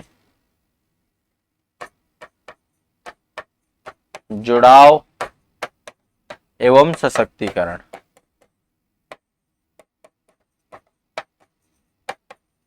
ठीक है, तो ये आपका विषय था। ठीक है, ये आपको दिमाग में बैठा लेना है, बहुत इंपॉर्टेंट है। अब इसमें जो है इस समारोह में लोकसभा अध्यक्ष थे ओम बिरला जी, और जो खेल मंत्री हमारे श्री अनुराग ठाकुर जी थे। ठीक है, ये इन्होंने भाग लिया था इस महोत्सव में, और इस महोत्सव में देश के जितने भी मतलब युवा संसद के अंतर्गत देश के जितने भी जिले थे उन सभी में इसका आयोजन किया गया था, इस पर्टिकुलर कार्यक्रम का। तो इस आयोजन के अंतर्गत जो है मतलब एक बड़े स्तर पे जो है लोगों ने प्रतिभाग किया, लोगों को पुरस्कार दिया गया, अवार्ड दिया गया। ठीक है, तो युवा संसद को लेकर के पूरा का पूरा प्रोग्राम था। पहला राष्ट्रीय युवा संसद महोत्सव 2019 में मनाया गया था, यह आपका 5वां संस्करण था, तो ये आपको ध्यान रखना है। इसके बाद नेक्स्ट चलते हैं, अगली खबर जो है आपकी गुजरात से जुड़ी हुई है। भारत टेक्स 2024 इसका आयोजन किया गया है। टेक्सटाइल को लेकर के काफी बड़ा जो है आपका आयोजन होता है। देश में आयोजित होने वाले वैश्विक स्तर का सबसे बड़ा कार्यक्रम है आपका 26 से 29 फरवरी 2024 के बीच में भारत मंडपम प्रगति मैदान पे आपका इसका आयोजन किया गया और वस्त्र मंत्रालय भारत सरकार के सहयोग से ये आपका कार्य किया गया। भारत टेक्स्ट, ठीक है, प्रधानमंत्री नरेंद्र मोदी जी इस आयोजन पे रहे और ओवरऑल उद्देश्य सिर्फ यही है कि जो टेक्सटाइल क्षेत्र है, टेक्सटाइल इंडस्ट्री है, जो वस्त्र उद्योग है, उसका निर्यात करना है, हमें उसका एक्सपोर्ट बढ़ाना है, ठीक है। तो इस आयोजन के अंतर्गत हमारे देश का जो टेक्सटाइल इंडस्ट्री है, लार्जेस्ट ग्लोबल टेक्सटाइल फेयर के तौर पे आपका इसका आयोजन किया गया था और भारत से वस्त्रों का निर्यात करना है, वैश्विक स्तर पे बड़े लेवल पे करना है, उसको लेकर के यहाँ पे पूरे कार्यक्रम की बात यहाँ पे की गई थी, ठीक है। तो भारत टेक्स्ट आपका एक इंपॉर्टेंट सेगमेंट है। अब अगली खबर आपकी है 22 फरवरी 2024 को प्रधानमंत्री जी कहां पहुंचे? प्रधानमंत्री जी गुजरात में कई सारी नई विकास योजनाओं को, अभी इस साल चुनाव भी था आपको पता है, तो कई सारी डेवलपमेंट स्कीम भी आपकी दी गई हैं। तो प्रधानमंत्री नरेंद्र मोदी जी नवसारी गुजरात में कई सारी विकास योजनाओं का शिलान्यास कर रहे थे। कहां पे? नवसारी गुजरात में, एक नवसारी गुजरात जगह है। तो कई सारी विकास योजनाएं यहां से राष्ट्र को समर्पित की गई, ठीक है। लगभग जो है 47,000 करोड़ रुपए की आपकी लागत की ये परियोजनाएं थी, करोड़ लागत की परियोजनाएं थी, जिसमें से देखिए सबसे पहली चीज थी कि जो आपका काकरापार परमाणु ऊर्जा स्टेशन था उसका जो है क्या किया गया, उसका भी उद्घाटन किया गया। उसकी यूनिट नंबर 3, यूनिट नंबर 4, दो नए भारी रिएक्टर्स को लेकर के यहाँ पे परियोजना की बात की गई। तो काकरापार परमाणु को लेकर मैं पहले भी पढ़ा चुका हूं आपको, गुजरात में अवस्थित है और अभी 23वां जो है हमारा जो परमाणु ऊर्जा संयंत्र के तौर पे यहाँ पे स्टार्ट हुआ है। तो इसकी यूनिट नंबर 3 और यूनिट नंबर 4 दो नए दबाव युक्त भारी पानी के रिएक्टर्स का शुभारंभ किया गया। पहली चीज ये ध्यान रखिएगा, नवसारी से, और यहां से ही प्रधानमंत्री जी ने मेगा इंटीग्रेटेड टेक्सटाइल एंड अपरेलर यानी पीएम मित्रा के पार्क के निर्माण की बात भी की। यहां पे एक टेक्सटाइल पार्क बनाने की नवसारी में बात की। पहला तो आपका काकरापार में परमाणु ऊर्जा संयंत्र जो है आपके प्रारंभ किए गए, काकरापार के लिए यूनिट नंबर 3, यूनिट नंबर 4, ठीक है, राष्ट्र को समर्पित किए गए आपके। और power corporation of India limited के पास जो है इसको जो है आपका बनाना है इनको। अभी ये बनाए जाने हैं, अभी बने नहीं है, बना के इनको तैयार करना है इनको, ठीक है। अभी ये नई परियोजना है आपकी। तो 700 मेगावाट के ये दोनों आपके रहेंगे, जो है यूनिट 3, यूनिट 4, ये दोनों 700 मेगावाट यानी कि 1400 मेगावाट परमाणु विद्युत हमें जो है क्या करनी है, स्वदेशी तरीके से इसको एस्टेब्लिशमेंट करना और स्वदेशी तकनीकी से बनाना भी है इनको। तो इसके लिए जो power corporation of India limited है वो इसको बनाएगी आपका। दूसरा मैंने आपको बताया पीएम मित्रा, ये एक आपका टेक्सटाइल पार्क आपका बनाया जाएगा, पीएम मित्रा टेक्सटाइल पार्क बनाया जाएगा। दूसरा, भारत से दहेज जो है एक्सेस नियंत्रित एक्सप्रेसवे का निर्माण किया जाएगा। तो एक्सप्रेसवे बनाने को लेकर के भी ये परियोजना आपकी रही। तो परमाणु विद्युत संयंत्र, एक्सप्रेसवे और साथ ही पीएम जो आपका mega integrated textile and April जिसको हम पीएम मित्रा कहते हैं, उसका पार्क भी यहाँ पे टेक्सटाइल पार्क भी बनाया जाएगा। तो कुछ ये बड़ी योजनाएं जो है देश के नाम पे समर्पित करने का काम प्रधानमंत्री जी के द्वारा किया गया, ठीक है, ये आपको दिमाग में बैठा लीजिए। तो एक तो आपका नवसारी गुजरात से 47,000 करोड़ की 3 बड़ी परियोजनाएं, काकरापार, ठीक है, परमाणु विद्युत संयंत्र की unit number 3, unit number 4, expressway Bharat से लेकर दहेज तक, ठीक है। और इसके बाद दूसरा जो है आपका यहाँ पे पीएम मित्रा टेक्सटाइल पार्क बनाया जाएगा, ठीक है। इसके बाद आपका ये नवसारी से गुजरात से राष्ट्र को बड़ी परियोजनाएं हैं। इसके बाद भारत टेक्स्ट के बारे में मैंने बताया, भारत मंडपम गुजरात में, वो भारत मंडपम नई दिल्ली में इसका आयोजन किया गया। भारत के टेक्सटाइल क्षेत्र में निर्यात संवर्धन के लिए पूरा का पूरा आपका कार्यक्रम था। 5वां राष्ट्रीय युवा संसद महोत्सव आपका संसद भवन के केंद्रीय कक्ष में मनाया गया। ये आपका एक देश एक चुनाव को लेकर के एक जो कमेटी बनाई गई थी श्री रामनाथ कोविंद जी की अध्यक्षता में, उसने जो है रिपोर्ट सौंपी हमारी महामहिम राष्ट्रपति जी को। और एक जो इंपॉर्टेंट आपकी खबर है वो है कि पिनाकी चंद्र घोष की जगह अजय मणिकराव खानविलकर जी हमारे कौन बन चुके हैं, देश के नए लोकपाल बन चुके हैं, ठीक है। तो ये आपका जो है करंट अफेयर्स में मोस्ट इंपॉर्टेंट करंट अफेयर्स है। देश के नए लोकपाल आ चुके हैं अजय मणिकराव खानविलकर जी, ठीक है, ध्यान रखिएगा। पिनाकी चंद्र घोष जो है हमारे देश के इससे पहले जो है लोकपाल थे। तो ये क्वेश्चन आपका सबसे ज्यादा इंपॉर्टेंट है, ठीक है। चलिए, करंट अफेयर्स के अंतर्गत ये आपके इंपॉर्टेंट टॉपिक है। और आप इनको अच्छे से रिवाइज करिए, पढ़िए।